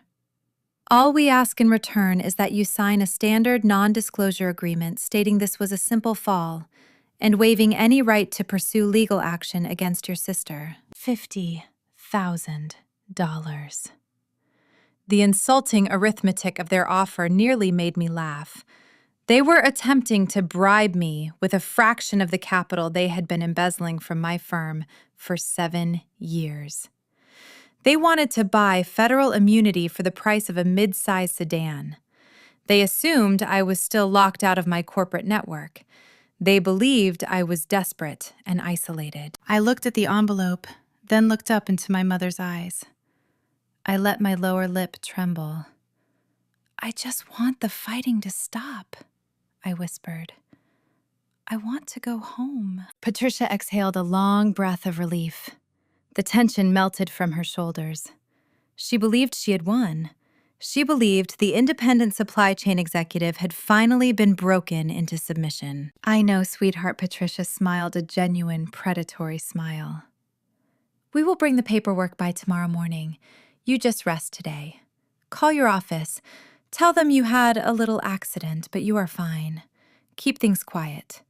We will handle the rest." She squeezed my hand one last time before turning and walking out of the trauma ward. Her heels clicked a victorious rhythm down the hallway. I waited until the door closed securely. The facade of the broken daughter vanished instantly. I sat up, ignoring the sharp spike of pain in my neck. I reached for the tray table and grabbed my primary phone. It felt heavy and familiar in my grasp. The battery was fully charged. I unlocked the screen and opened the messaging application. I navigated to my mother's contact thread. I needed to act immediately while she was still riding the high of her perceived victory. Arrogance breeds carelessness. I needed to ask a question so specific it would force her to confirm the crime in writing. I typed carefully, utilizing the shaky, uncertain tone I had just projected in person. "Mom, I am reading over the notes you left. I am so confused about the non-disclosure agreement. If I sign this paperwork for the $50,000, does it mean I am legally forbidden from telling the doctors that Melanie pushed me down the stairs? I just need to know what I am allowed to say about the push before I sign anything." I hit send. The digital trap was set. The phrasing was deliberate. I did not hurl accusations. I framed the question as a terrified patient seeking legal clarification. I offered her the role of the authoritative guide. Narcissists cannot resist the opportunity to dictate terms. I stared at the screen, watching the delivery notification turn to read. A minute passed. Then 2. My pulse hammered against my ribs. If she called me back, the trap would fail. I needed the response in plain text. I needed the digital ink. 3 gray dots appeared on the screen, indicating she was typing. The dots vanished. They reappeared. She was crafting her response, considering her words. Finally, the incoming text bubble materialized on my screen. "Sarah, you need to stop using that word," Patricia wrote. "Melanie did not push you with the intent to cause harm. It was a physical altercation that got out of hand, and you lost your balance on the landing. But yes, to clarify the agreement, once you sign the document and accept the settlement funds, you are legally bound to describe the event as an accidental fall. You cannot mention the physical contact with your sister to the doctors, the police, or the press. This is to protect the family. Do not overthink it. Just sign the papers tomorrow and we can all move on." I read the text message 3 times. A cold, triumphant satisfaction settled over my fractured bones. She had done it. In her rush to secure my compliance, she had explicitly acknowledged the physical altercation. She admitted Melanie made physical contact, resulting in my fall. She outlined a direct financial bribe in exchange for my silence regarding a felony assault. She documented her active role in a criminal cover-up. I did not reply. I took 3 consecutive screenshots capturing the date, the timestamp, and her contact information alongside the message block. I opened my secure encrypted messaging channel and forwarded the images directly to Mitchell. My phone vibrated 10 seconds later. Mitchell was reviewing the evidence in real time. "Checkmate," he texted. "The physical assault is now corroborated by the suspect's own mother.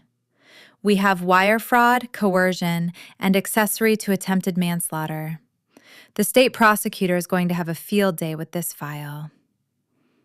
"How are you holding up?" "I am discharging myself tomorrow," I replied. "I want to see the look on their faces when the sky falls." I set the phone down and leaned back against the pillows.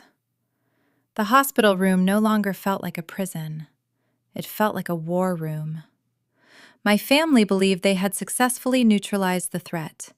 They were currently planning a lavish celebration at their country club to honor Melanie's upcoming wedding. They intended to fund the entire event using the credit cards they assumed my logistics empire would soon pay off.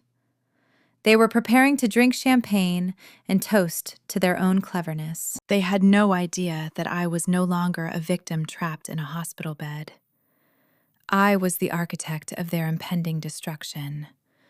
The paperwork was filed. The federal authorities were briefed. The only thing left to do was deliver the payload. I closed my eyes and allowed myself a brief, genuine smile. Tomorrow, the Robertson family was going to learn the true cost of doing business. I walked out of the downtown medical center long before the morning sun broke over the horizon. Valerie escorted me down a restricted service elevator to a subterranean loading dock where a private security contractor waited beside a dark sport utility vehicle. I slipped into the back seat, leaving the sterile trauma ward behind. I was transported to a secure corporate penthouse leased under a dummy subsidiary of my logistics firm. The high-rise condo offered panoramic views of the river, but I did not care about the scenery. I cared about the command center my security team had established in the living room. My physical recovery was an ongoing battle. A dull ache throbbed at the base of my skull, and my right arm remained secured in a rigid sling. Yet my mind operated with lethal clarity. I sat in the leather ergonomic chair, staring at a large flat-screen monitor mounted against the wall. The screen displayed a high-definition live video feed. The private investigator I hired had infiltrated the Pinnacle Hills Country Club. It was the most exclusive venue in the region, a place where the rural elite gathered to flaunt their generational wealth. Patricia had spent 2 decades trying to claw her way into this specific social circle. She attended their charity luncheons and silent auctions, always pretending her bank accounts matched their old money. Today was her crowning achievement. The video feed captured a lavish engagement party thrown in honor of Melanie's upcoming wedding. The ballroom was draped in opulent white silk. Giant cascading centerpieces of imported orchids decorated every single table. A string quartet played classical music in the corner, while waitstaff circulated carrying silver trays of expensive champagne. The entire event was a monument to unearned luxury. My parents had spared no expense. They assumed the escrow transfer was clearing the bank that very morning. They believed their rural shell company was flush with my corporate capital. Operating on that false confidence, they had funded the entire country club extravaganza using a series of high-limit credit cards. They were celebrating a victory they had not actually won. I sipped a cup of black tea and watched the high society spectacle unfold. Mitchell sat at the glass dining table behind me, typing rhythmically on his laptop. He had coordinated the timing of this operation down to the exact second. John stood up at the head table holding a crystal flute. He tapped a silver spoon against the glass, calling for the attention of the crowded ballroom. The low murmur of wealthy guests faded into a respectful silence. The private investigator shifted his hidden camera, capturing a perfect angle of my father's proud posture. "I want to thank all our dear friends for gathering today," John announced. His voice echoed through the venue, amplified by a wireless microphone. "Family is the bedrock of a successful life. We have faced some unexpected trials this week, but we emerged stronger. We learned that protecting your bloodline is the most important duty a man possesses. Today, we celebrate my beautiful daughter Melanie and the bright, prosperous future our family has secured." The hypocrisy of his speech tasted like ash.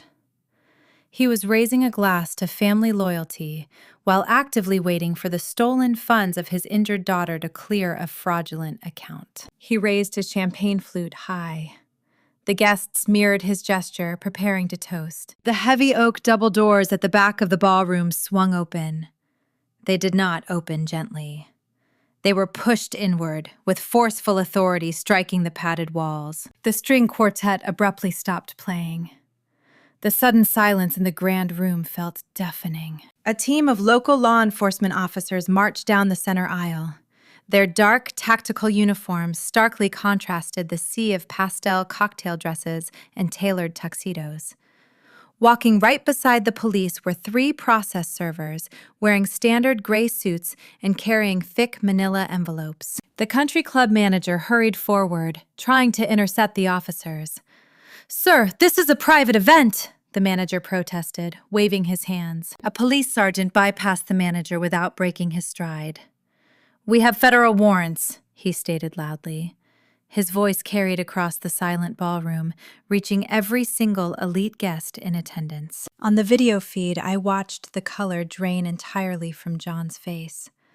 His hand trembled, causing the champagne to spill over the rim of his crystal flute and drip onto his expensive suit jacket. Patricia froze in her seat, her eyes wide with uncomprehending horror.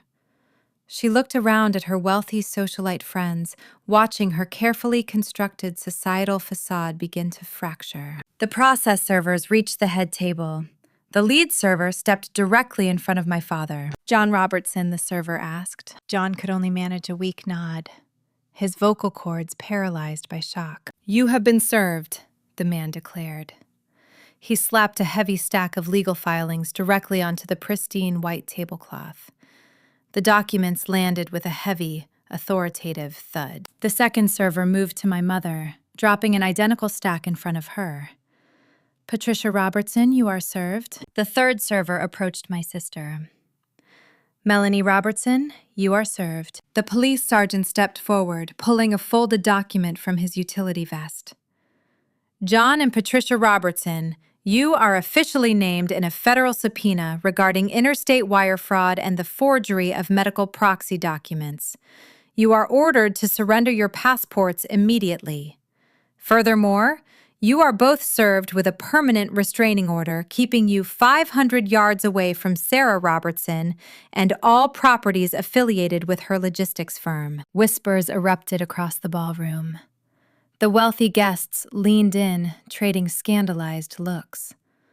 The words wire fraud and forgery cut through the room, ruining my mother's social standing in a matter of seconds. But Mitchell had not designed a single layer trap. He had engineered total devastation. While the police secured my parents' passports, another group of people entered the ballroom. They did not wear badges.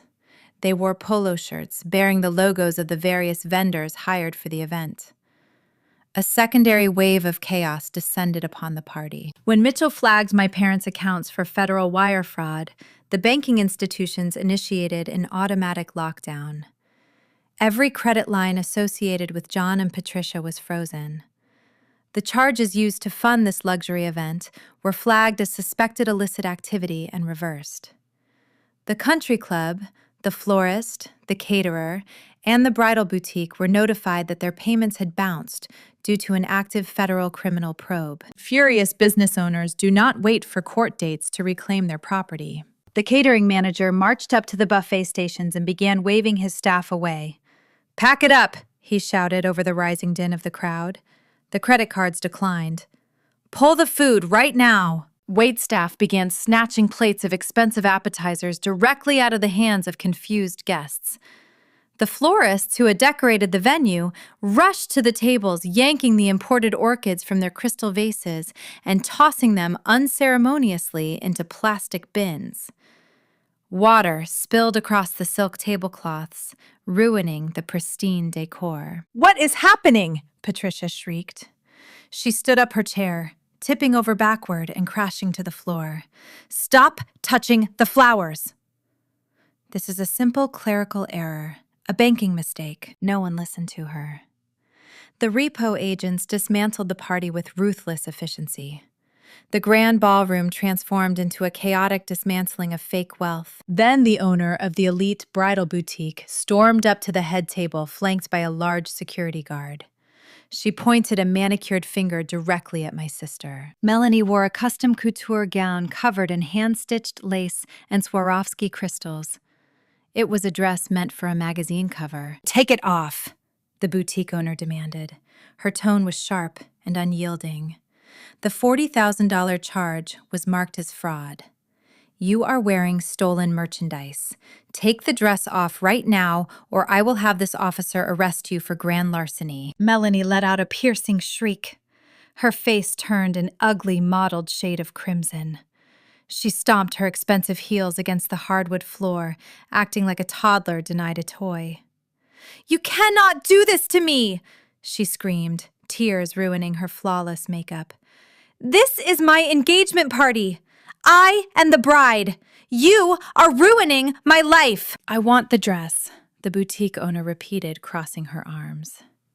"Or you leave this room in handcuffs." Melanie looked toward our father, expecting him to pull out a checkbook and fix the problem. She expected him to deploy his usual financial bailout. But John just stared blankly at the federal subpoenas resting on the table. He had no checkbook. He had no access to the shell company. The realization that there was no safety net finally shattered Melanie's delusion. She turned and fled toward the country club restroom, sobbing hysterically, humiliated in front of every person she deemed important. Patricia tried to salvage the unsalvageable. She turned to the crowd of shocked guests, forcing a stiff, unnatural smile onto her face. "Please, everyone," she called out, her voice trembling. "Do not pay attention to this nonsense. It is just a terrible misunderstanding with our accounting firm. Please stay and enjoy the champagne." A prominent local judge who had been invited to the event set his glass down on a nearby table. He looked at Patricia with a mixture of pity and intense disgust. He turned his back on her and walked toward the exit. That single movement triggered a mass exodus. The elite citizens of the Ozark region value their reputations above all else. No one wanted to be photographed near a family currently being served with federal fraud subpoenas. The guests filed out of the ballroom in a swift, silent wave, leaving their coats and abandoned drinks behind. Within 10 minutes, the grand ballroom was empty. The flowers were gone. The food was packed away in metal transport bins. The string quartet had packed their instruments and fled. The private investigator adjusted his camera, focusing on the head table. John sank into his chair, staring at the legal documents that dictated his impending ruin. Patricia stood alone in the center of the ruined venue, clutching her designer purse surrounded by puddles of spilled vase water and crumpled napkins. The social empire she had spent her entire life building was reduced to rubble. I sat in the secure corporate penthouse, watching the live feed. I did not feel sorrow. I did not feel pity. I felt a cold, calculated sense of justice, balancing a ledger that had been in the red for a decade. They tried to erase my existence to fund a fantasy. Now they were forced to live in a reality where they had nothing. Mitchell closed his laptop, the quiet snap echoing in the penthouse living room. "The civil suits and subpoenas are officially served," he noted, leaning back in his chair. "Their financial avenues are blocked. Their social standing is eradicated." I took another sip of my tea, letting the warm liquid soothe my dry throat. "We broke their perimeter," I replied, keeping my eyes on the screen. "But cornered animals are dangerous." I knew the Robertson family would not surrender quietly. They were proud and deeply arrogant. They still possessed the contact information for the expensive defense attorney they had kept on retainer for years. Once the initial shock of the country club humiliation faded, they would pivot to a defensive legal strategy.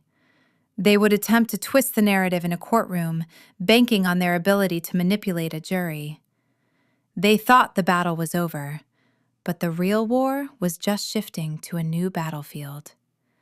And I was ready to walk into that courthouse and finish the job. 4 weeks evaporated into the crisp Arkansas autumn.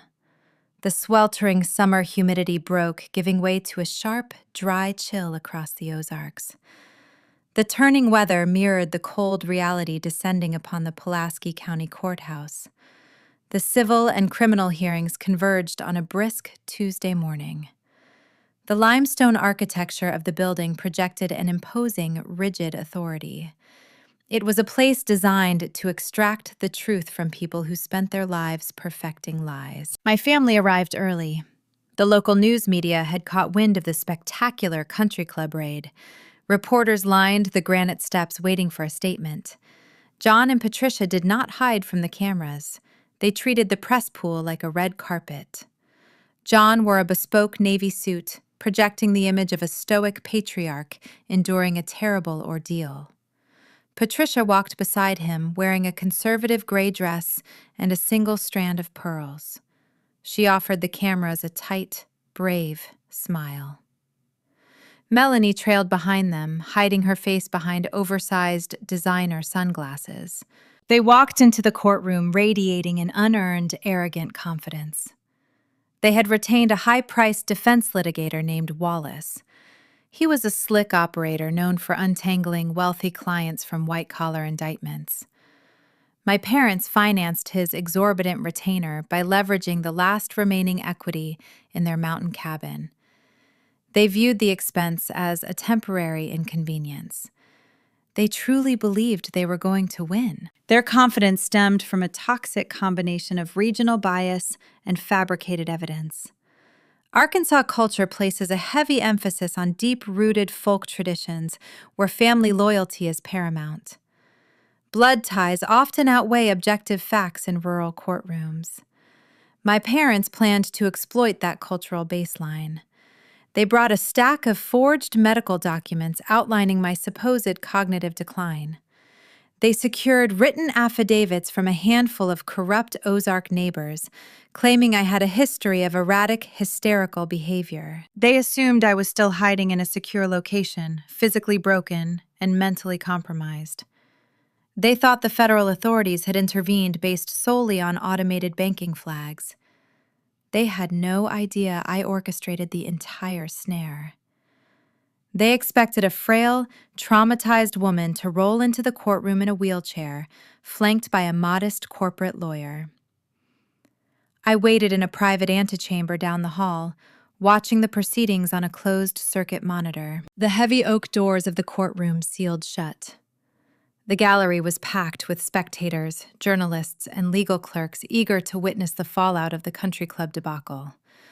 The presiding judge struck his wooden gavel against the sounding block, demanding order. The low murmur of the crowd vanished instantly. The judge invited the defense to present their preliminary remarks. Wallace stood up, buttoning his expensive suit jacket. He walked toward the center podium with the relaxed, easy gait of a man who owned the room. He rested his hands on the edges of the wooden stand and projected a tone of deep, rehearsed sorrow. "Your Honor, we are here today to untangle a profound family tragedy," Wallace began. His voice resonated through the acoustic chamber, smooth and persuasive. The prosecution has painted my clients as opportunistic predators. They have leveled severe charges of fraud and coercion based on automated banking errors and a unfortunate misunderstanding regarding a medical proxy. But the truth is far less sinister. I watched Patricia reach over and place a comforting hand over John's wrist. They sat at the defense table looking like the perfect portrait of aggrieved parents. The plaintiff in this case is a highly successful supply chain executive, Wallace continued, gesturing vaguely toward the empty plaintiff table. She built a logistics empire from the ground up, but that level of corporate pressure exacts a heavy toll.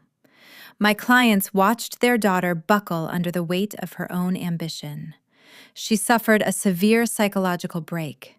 She lashed out at her own sister during a manic episode and tragically lost her footing on a staircase. Wallace paused, letting the fictional tragedy hang in the quiet air. John and Patricia Robertson only wanted to protect her, Wallace said, lowering his voice to a sympathetic register. They secured a medical proxy to manage her affairs while she healed. The funds they attempted to move were designated for a private long-term care facility in the mountains. They were trying to save her life. The plaintiff is vindictive, unstable, and lashing out at the very people who tried to catch her when she fell. We ask the court to dismiss these punitive federal charges and allow this family to heal in private. Wallace returned to his seat. John gave him a curt, approving nod. Patricia adjusted her pearl necklace, looking incredibly smug. Melanie pushed her sunglasses up onto the crown of her head, a relieved smirk playing on her lips. They thought the narrative was sealed. They thought the lie was flawless. The judge adjusted his reading glasses and looked down at his docket. He did not look impressed. He looked annoyed by the theatrical display. The court notes the defense statement the judge intoned. His voice lacked any emotional inflection. We will now hear from the plaintiff.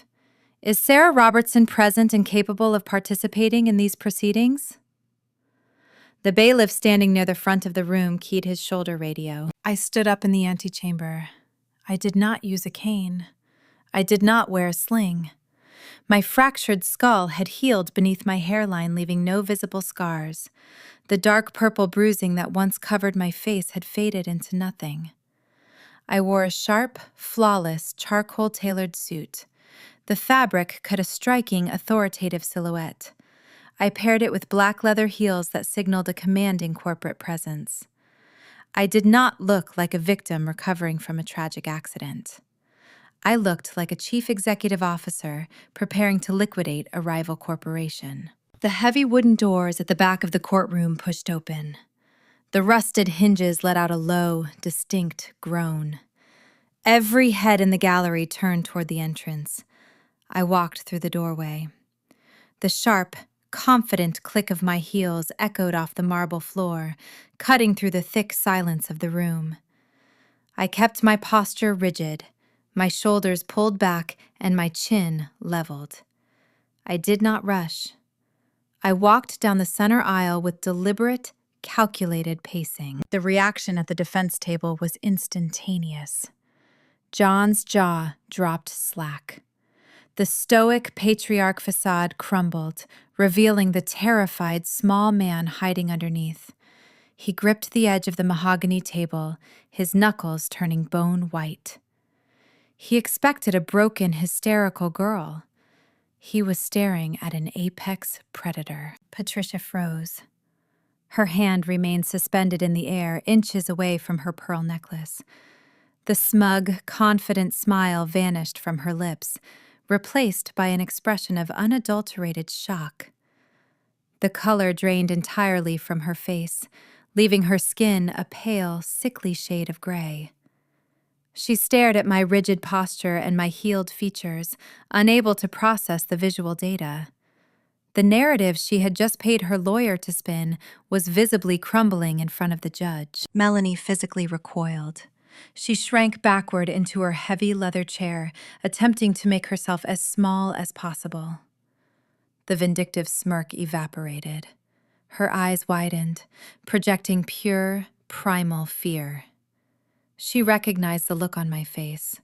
It was the same cold detachment I used when terminating a failed vendor contract. I reached the plaintiff table and took my seat.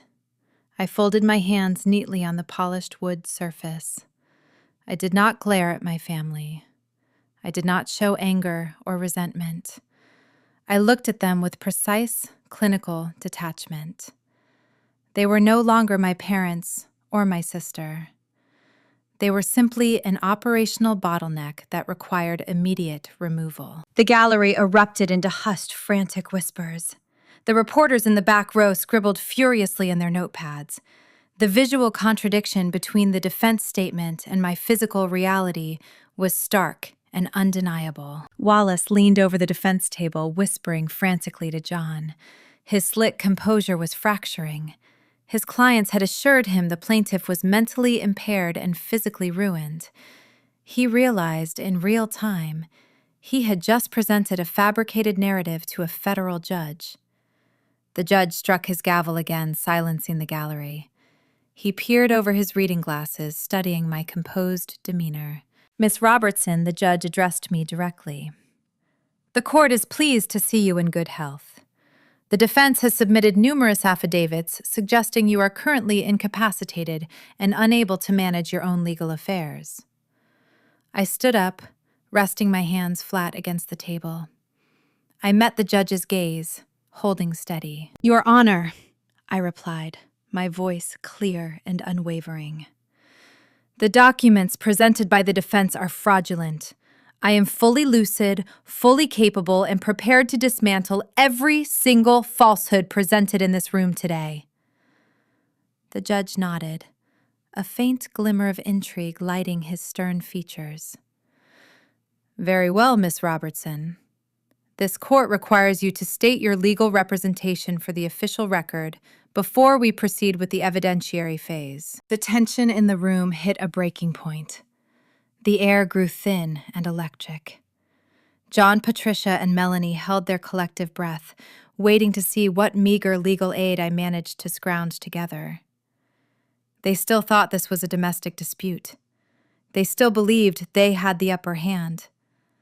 They were about to learn the true definition of a checkmate.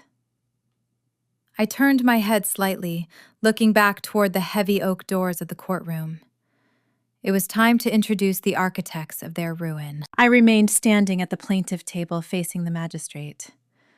The judge had just asked me to state my legal representation for the official record. I turned my head toward the back of the chamber. Right on cue, the heavy oak doors pushed open. The rusted iron hinges let out a low, distinct groan that echoed across the vaulted ceiling. 3 figures walked through the threshold, marching in unison down the center aisle. Leading the group was Mitchell. He wore a crisp, dark suit and carried a thick leather briefcase. He walked with the calculated stride of a litigator who already knew the final verdict. But my corporate counsel was not acting alone today. He had brought the architects of my retaliation. To his right walked a tall woman with silver hair wearing a severe tailored blazer. I knew her well from our strategic planning sessions over the past month. She was the State Attorney General of Arkansas. To his left walked a broad-shouldered man wearing a dark trench coat over a standard-issue gray suit. He carried a silver shield clipped to his belt. He was a lead investigator for the Financial Crimes Division of the Federal Bureau of Investigation. The trio reached my table and took their places beside me. The gallery fell so quiet, I could hear the faint hum of the overhead light fixtures. I looked back up at the bench, keeping my voice projected and steady. Your Honor, I am represented today by Mitchell Vance, lead counsel for my logistics firm, I stated. Furthermore, due to the interstate nature of the crimes committed against my enterprise, the State Attorney General and federal authorities have joined as co-counsel for the prosecution. The color drained from John's face faster than water emptying from a cracked glass. He stared at the silver badge clipped to the investigator's belt. The realization struck him with physical force. This was no longer a domestic dispute over a medical proxy. This was a coordinated federal takedown. A guttural sound escaped John's throat.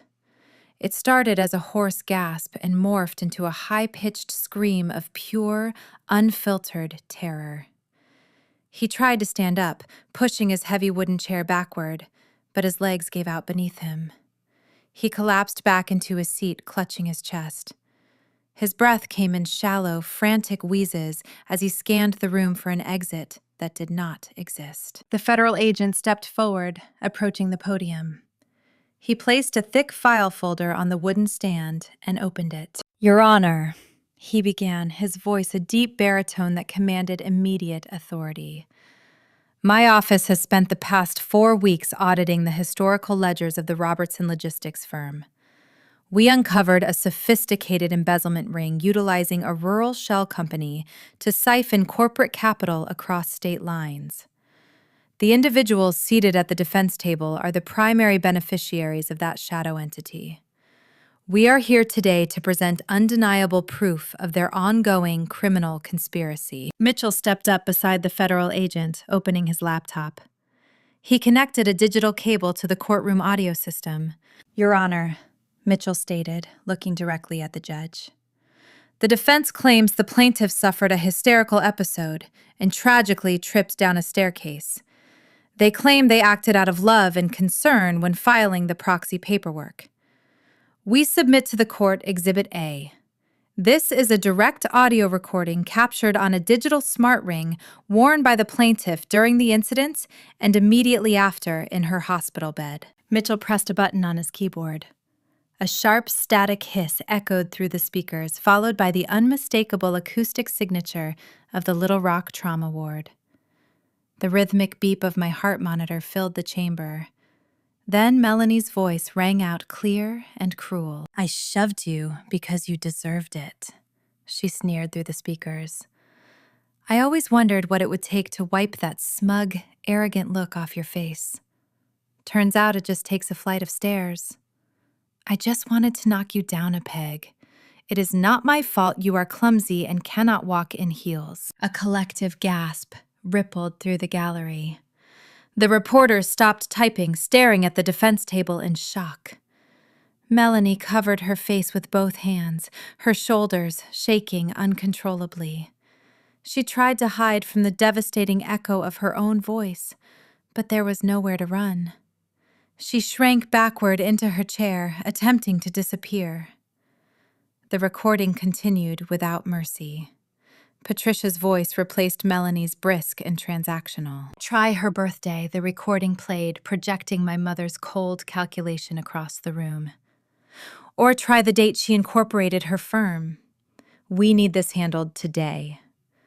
If the doctors say she is regaining consciousness, the window closes. Just get the initial funds moved to the holding account. We can deal with the rest once the medical proxy is filed." The audio ended, leaving a heavy, suffocating silence in its wake. Mitchell did not pause to let them recover. He signaled to a woman sitting in the front row of the gallery. She was a forensic accountant hired by the federal task force. She stood up and walked toward a large projector cart positioned near the jury box. She connected a tablet and pressed a button. 2 large flat-screen monitors mounted on the walls flickered to life. The screens displayed a side-by-side visual comparison. On the left was my genuine signature extracted from the $10 million logistics contract. It was sharp, precise, and angular, reflecting my exact corporate identity. On the right was the signature from the power of attorney document John had presented to the corrupt notary. The forgery was erratic, looping, and severely misspelled. The forensic accountant spoke into a microphone. "As the court can plainly see, the signature on the right is a crude fabrication. It indicates severe physical duress and deliberate tampering. Furthermore, we have traced the notary seal on this document to a disgraced municipal clerk currently under investigation for bribery. We also have the incorporation documents for the Rural Shell Company." The monitors switched to display the business filings. The screen highlighted John's name, Patricia's name, and the date of establishment 7 years prior. The proof of their long-term parasitism was now a matter of public record. Mitchell clicked another button on his laptop. The screens transitioned to a final image. It was the screenshot of the text message Patricia sent me while trying to bribe me with the $50,000 settlement. The text block was magnified for everyone to read. Once you sign the document and accept the settlement funds, you are legally bound to describe the event as an accidental fall, the text message read. You cannot mention the physical contact with your sister to the doctors, the police, or the press. The defense attorney Wallace stared at the monitors. The slick, confident demeanor he had projected moments ago shattered into a million irrecoverable pieces. He realized he had just stood before a magistrate and presented fabricated medical affidavits alongside forged legal documents. He knew the State Bar Association would strip him of his license by the end of the week if he remained attached to this sinking ship. He had been used as a pawn in their fraudulent scheme. Wallace slammed his legal pad onto the mahogany table. He did not look at John or Patricia. He turned his back on his clients and faced the bench. His face flushed bright red with professional panic. "Your Honor," Wallace stammered, his voice shaking with furious indignation. "I ask the court for immediate permission to withdraw as counsel for the defense. I was presented with materials that my clients assured me were entirely genuine. I cannot, in good conscience, continue to represent these individuals in any capacity." The judge glared at the defense table, his eyes narrowed in deep disgust. "Request to withdraw is granted, counselor. You may step back from the table." Wallace gathered his briefcase and scurried away, treating my relatives like a toxic hazard. He rushed down the center aisle, pushing through the swinging doors to escape the fallout. John, Patricia, and Melanie sat alone on the wooden bench, stripped of their expensive legal shield. The elaborate narrative they had constructed to steal my wealth and erase my autonomy was annihilated. The fake medical records, the paid witnesses, the arrogant country club toasts, all dissolved into dust under the blinding light of undeniable proof. The sheer, overwhelming weight of the evidence crushed their defenses, leaving them exposed to the full wrath of the justice system. I sat tall at the plaintiff table, watching their empire burn. They had tried to exploit my independence, utilizing my drive and success to fund their endless greed. They assumed my loyalty to the bloodline would blind me to their true nature. They thought breaking my skull on a concrete landing would secure their financial future. Instead, they handed me the exact tools I needed to destroy them. The courtroom remained dead silent, waiting for the judge to deliver the final blow. The presiding magistrate stared down from the high bench. The silence in the room felt dense and suffocating. He removed his reading glasses, pinching the bridge of his nose as he surveyed the three individuals seated at the defense table. The visual evidence, still glowing on the large monitors, cast a pale blue light across their pale faces. "I have presided over this circuit for 2 decades, the judge began, his voice echoing with grim finality. "I have witnessed greed. I have witnessed desperation. But I have rarely encountered such a coordinated, callous effort to dismantle a human life for financial gain." He did not offer them a moment to speak. He looked directly at John, whose stoic patriarch facade had dissolved into the trembling shell of a broken man. Given the severity of the charges, the overwhelming forensic proof, and the documented attempts to flee jurisdiction with stolen, capital bail is denied for all 3 defendants. The wooden gavel struck the sounding block. The sharp crack sounded like a gunshot in the quiet room. Immediate chaos erupted. A team of armed bailiffs marched down the center aisle, their heavy boots thudding against the marble floor. They moved with swift, tactical precision. 2 officers flanked Melanie, grabbing her wrists and pulling her upright. She shrieked a high, piercing sound that tore through the gallery. The reality of the cold steel cuffs snapping shut around her wrists shattered her carefully maintained illusion. "I have a wedding to plan," she sobbed, wildly, twisting against the officer's grip. "You cannot do this!" I did not mean to hurt her. It was a mistake. The bailiffs ignored her frantic bargaining, dragging her toward the side holding cell. She was formally placed under arrest for attempted manslaughter and conspiracy to commit fraud. Her designer shoes scraped against the floor, leaving scuff marks on the polished wood. Another set of officers approached John. He offered no resistance. He stood up slowly, presenting his hands with a vacant, empty stare. He was indicted on multiple counts of federal wire fraud, forgery, and elder and dependent abuse. The man who had spent my entire life demanding financial tribute was now a ward of the penal system. He was led away without speaking a single word, keeping his eyes fixed on the floor tiles. Patricia was the last to be apprehended. When the bailiff reached for her shoulder, the country club socialite finally broke. Her pristine facade crumbled into raw, panicked desperation. She dropped her expensive leather handbag, letting it spill its contents across the floor. She ignored the officers and turned her tear-streaked face toward the plaintiff table. She fell to her knees, the fabric of her gray dress tearing against the hardwood. "Sarah, please!" Patricia cried, her voice tearing at the seams. She reached her hands out toward me, clawing at the empty air separating us. "You cannot let them do this! We are your family! We share the same blood! I am your mother! Please, have mercy! Just tell them it was a misunderstanding!" I stood up from my leather chair. I looked down at the woman kneeling on the floor. I did not feel a single trace of sorrow. I did not feel resentment.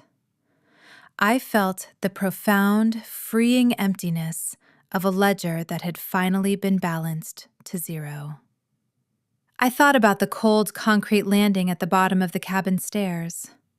I thought about the sterile trauma ward where she leaned over my bruised face and told me I deserved my pain. I adjusted the lapels of my tailored charcoal suit. I looked directly into her terrified eyes. "My money will not contact you," I said, my voice steady and resonant in the quiet room. "And neither will I." Patricia let out a hollow, devastated wail as the bailiffs pulled her to her feet. She continued to sob my name, dragging her feet as they hauled her through the side doors. The heavy steel door slammed shut, sealing them in the holding area. The echoes of her cries faded into the thick stone walls. I turned away from the defense table. I offered a firm handshake to the federal investigator and the state attorney general. I turned to Mitchell, offering him a rare, genuine smile. We gathered our briefcases and walked back down the center aisle. I pushed through the heavy oak doors of the courthouse and stepped out into the bright, crisp Arkansas sun. A cluster of reporters flashed their cameras, shouting questions about the trial, but I did not stop to answer them. I walked down the granite steps, feeling the fresh autumn air fill my lungs.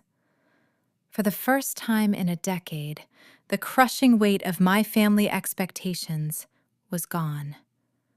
I was fully in control of my own life. The true payoff of our legal victory arrived a few weeks later. During the restitution phase of the criminal proceedings, the forensic accountants tabulated the exact sum John and Patricia had siphoned from my firm over the past 7 years.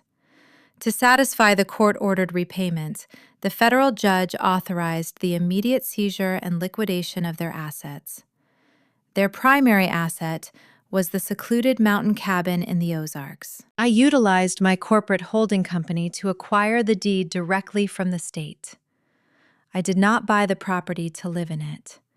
I bought the property to transform it. On a bright Tuesday morning, I drove my sport utility vehicle up the winding dirt roads of the Ozark Mountains. I parked near the familiar front porch and stepped out into the crisp, pine-scented air. The property looked different now. The dark, suffocating atmosphere that defined my childhood had been stripped away. A crew of local contractors was swarming the site. I walked through the front door and stood in the center of the living room. The oppressive antique furniture was gone. The dim, heavy curtains were torn down, allowing natural light to flood the space. I walked toward the hallway and stopped at the top of the steep hardwood staircase. The concrete landing below was covered in white drywall dust. A foreman wearing a yellow hard hat approached me holding a clipboard. "We are ready to proceed with the demolition," Miss Robertson, the foreman, announced. "We can tear this entire stairwell out and expand the floor plan, just like you requested." I looked down at the exact spot where I had nearly lost my life. "Do it," I instructed. "Tear it down to the studs." Over the next few months, my logistics firm poured resources into remodeling the cabin. We knocked down walls, expanded the windows, and built a sprawling outdoor deck overlooking the limestone bluffs. We installed a commercial kitchen and upgraded the plumbing. I did not flip the house for a profit. I reclassified the property under my corporate umbrella and transformed it into a wellness retreat for my employees. I built a sanctuary for the people who actually kept my empire running. My truck drivers, the men and women who navigated the treacherous sleet and diesel exhaust to deliver freight across the state, were given paid weekends to stay at the retreat. My warehouse managers and route dispatchers brought their spouses and children to hike the trails and enjoy the thermal springs. The space that once housed jealousy, extortion, and violence now echoed with the sound of genuine laughter and rest. I took the very foundation of my trauma and engineered it into a benefit for the working-class families of Arkansas. It was the ultimate architectural revenge. My $10 million logistics contract rolled out flawlessly. Without the parasitic drain of my parents, my firm expanded operations into 3 neighboring states. The escrow funds cleared cleanly, providing the capital necessary to double my commercial fleet. I did not navigate this new chapter of my life alone. I had successfully evicted my toxic relatives, but I replaced them with a chosen circle of trusted allies. Valerie, the night nurse who handed me the lifeline when I was trapped in the dark, accepted a position as the chief medical coordinator for my corporate human resources department. She now oversaw the health benefits and safety protocols for my entire workforce. Mitchell remained my lead counsel, securing a permanent seat on my board of directors. We built an impenetrable fortress around the company, ensuring no external threat could ever breach our walls again. On a quiet evening in late November, I sat alone in my high-rise penthouse in Little Rock. I held a cup of hot tea, watching the city lights reflect off the dark surface of the Arkansas River. The smart ring rested comfortably on my right index finger, serving as a permanent reminder of the war I had won. Society often conditions us to believe that blood requires endless forgiveness. We are told that family loyalty is a virtue, even when that family actively plots our destruction. We are expected to absorb the blows, pay the debts, and keep the ugly secrets buried in the dark. But I learned that true loyalty must be earned through respect, not extorted through guilt. Setting a boundary is not an act of betrayal. Refusing to act as a financial host for parasitic behavior is not selfish. When the people you love decide your independence is a threat, you must recognize them for what they are. You must stop waiting for an apology that will never arrive. My parents left me alone in a coma at the hospital, assuming my silence was permanent. They assumed the daughter they conditioned to pay the bills would wake up and write one final check. They underestimated the sheer willpower forged in the supply chain trenches. They thought they broke me, but they only broke the chains holding me down. I took a slow sip of my tea, savoring the quiet peace of a life secured by my own hands. I survived the fall. I built the trap. I watched the empire of lies crumble. And as the distant headlights of my freight trucks crossed the interstate bridge below, I knew my future was finally entirely my own. We are raised on a specific, deeply ingrained mythology regarding the American family. We are taught from a very young age that the home is a sanctuary. It is supposed to be a refuge from the transactional nature of the corporate world and the harsh realities of adult life. We believe parents are our ultimate protectors and the architects of our moral foundation. We are conditioned to believe blood is an unbreakable bond requiring infinite grace and endless second chances. But what happens when the sanctuary is actually the slaughterhouse? What happens when the people who are supposed to teach you about fairness, honesty, and emotional awareness are the very ones plotting your ruin in the sterile quiet of a hospital trauma ward? The story of Sarah Robertson is much more than a thriller about corporate espionage, forged medical proxies, and federal indictments. At its core, it is a devastating autopsy of failed parenting. It strips away the polished veneer of the traditional family structure to reveal what happens when unconditional love is replaced by financial leverage. It shows us the dark reality of what occurs when children are categorized not by their unique character, but by their ultimate utility. In American culture, we often confuse providing for our children with protecting them from the natural consequences of their own actions. John and Patricia represent the most destructive manifestation of this misunderstanding. For decades, they shielded their eldest daughter, Melanie, from the realities of her own incompetence. When she accumulated staggering debt, they did not sit her down to teach her financial literacy or the value of hard work. They demanded that Sarah, the successful, driven sibling, empty her own bank accounts to bail her out. They believed they were acting out of parental love, protecting their flock from the harsh judgments of society. In reality, they were breeding a monster of pure entitlement. They confused financial enabling with long-term guidance. A parent's true responsibility is not to clear every obstacle from a child's path, but to equip them with the integrity and resilience to navigate those obstacles themselves. When parents fail to do this, they do not just fail the individual child, they fail the entire family ecosystem. True parenting requires the profound emotional awareness to know when to let a child fall and learn how to stand back up. By constantly cushioning Melanie's failures with Sarah's hard-earned successes, the parents crippled both of their daughters. They taught Melanie she was entirely above consequence. Simultaneously, they taught Sarah her only value in this world was acting as a human shock absorber. They created a dynamic where one child was a parasite and the other was the host. We must understand that fairness in a family does not mean the equal distribution of wealth or comfort. True fairness means an equal distribution of accountability. When a family system lacks fundamental honesty, it begins to rot from the inside out, no matter how pristine the country club facade might appear. The parents built their entire identity on the illusion of rural elite respectability. They hosted galas, played golf, and wore their Sunday best, deeply embedded in the folk traditions of the Ozarks, where family loyalty is spoken of as a sacred, unshakable duty. Yet they lacked the basic emotional intelligence to recognize their own daughter as an independent human being.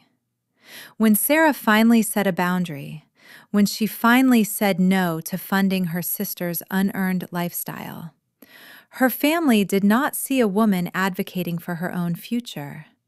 They saw a defective, automated teller machine. They saw a subsidiary cutting off their cash flow. In the classic American traditional family structure, there is a heavy emphasis on loyalty, duty, and respect for one's elders. However, these virtues become weaponized when they are not reciprocal. The parents demanded unwavering loyalty from Sarah while plotting her financial ruin. They expected total respect, but offered only calculated exploitation in return. This asymmetrical dynamic destroys the very fabric of the family, replacing a supportive, loving network with a predatory hierarchy. The physical push down that steep oak staircase was a horrific act of sudden force, but the true tragedy was the profound psychological betrayal that immediately followed. As Sarah lay bleeding on the cold concrete landing, her parents did not rush down the steps to save her life. They calculated. They conspired. They looked at her fractured skull and saw a golden opportunity to secure a $10 million logistics contract. This is exactly what happens when parents value social status and financial comfort over the moral and emotional development of their children. They raise predators, and they ultimately become predators themselves. A story like this forces us to look in the mirror and examine the foundations of our own homes. How often do we quietly demand that the strong child carry the weight of the weak one just to keep the peace at the dinner table? How often do we prioritize the outward appearance of a happy, cohesive family over the difficult, messy honesty required to actually be one? If this narrative strikes a chord within your own heart, if you have ever sat across a holiday dinner table and realized the arithmetic of your family's love simply does not add up, you are not alone. Stories like this remind us we must pay attention to the quiet betrayals before they mutate into loud catastrophes. I encourage you to follow Amanda Told Stories. Drop your own experiences in the comments below. Share your truths and join a community that understands. Sometimes, surviving your own family is your greatest achievement in life. We share these stories not just to entertain, but to validate the silent, agonizing battles fought behind closed doors every single day. The resolution of this ordeal offers a masterclass in long-term guidance, though it is certainly not the kind the parents intended to teach. Through their bottomless greed, the parents inadvertently taught their daughter the ultimate lesson in radical self-preservation. They taught her, boundaries are not just emotional constructs discussed in therapy. Boundaries are the heavy armor we must wear to survive the people who know our vulnerabilities best. The cold, calculated retaliation was not born of malice or cruelty. It was born of a profound, devastating clarity. Conventional wisdom dictates estrangement is a failure of forgiveness. We are told repeatedly to turn the other cheek, to remember our parents are doing the best they can, and to honor our mother and father at all costs. But there is a dangerous fallacy hidden in that traditional advice. Forgiveness without accountability is just an open invitation for further abuse. We are conditioned by a society that romanticizes the nuclear family, a society insisting every broken relationship can be mended with enough patience and compromise. We are bombarded with the message that setting hard boundaries with toxic parents is a selfish act, a symptom of a hyper-individualistic culture that has lost its way. But what if the exact opposite is true? What if walking away from a predatory family is the ultimate act of moral courage? The most thought-provoking truth revealed in the smoking ruins of this family is a philosophy that contradicts everything we are taught about unconditional love. We are told family is a permanent, unshakable foundation built into the earth. But perhaps family is merely a geographic coincidence of birth. True loyalty cannot be inherited through genetics. It must be earned through mutual respect, unwavering honesty, and the emotional courage to see each other clearly without the blinders of obligation. When the daughter walked out of that courthouse, leaving her mother begging on the hardwood floor, she did not walk away from her family. She walked away from her abusers. She foreclosed on the physical cabin of her childhood trauma and rebuilt it into a sanctuary for the people who actually supported her. She chose her employees, her chosen allies, and her true community over the people who shared her last name. We spend our entire lives believing our parents are the primary authors of our story. We blindly hand them the pen, trusting them to write chapters of warmth, protection, and fairness. But sometimes the ink they use is pure poison. Sometimes the only way to save the narrative of your own life is to snatch the pen back, cross out the history you were handed, and write a new ending in your own steady hand. Take a long, close look at the people standing beside you right now. Are they holding you up? Or are they simply waiting for you to fall so they can see what spills out of your pockets? The honest answer might terrify you. You might find the strangers you meet tomorrow hold more genuine loyalty than the people who raised you from birth. We spend our lives desperately searching for a home in the people who share our blood. But perhaps home was never a physical place or a family tree at all. Perhaps home is simply the profound, quiet peace you build once you finally stop bleeding for those who refuse to see your wounds.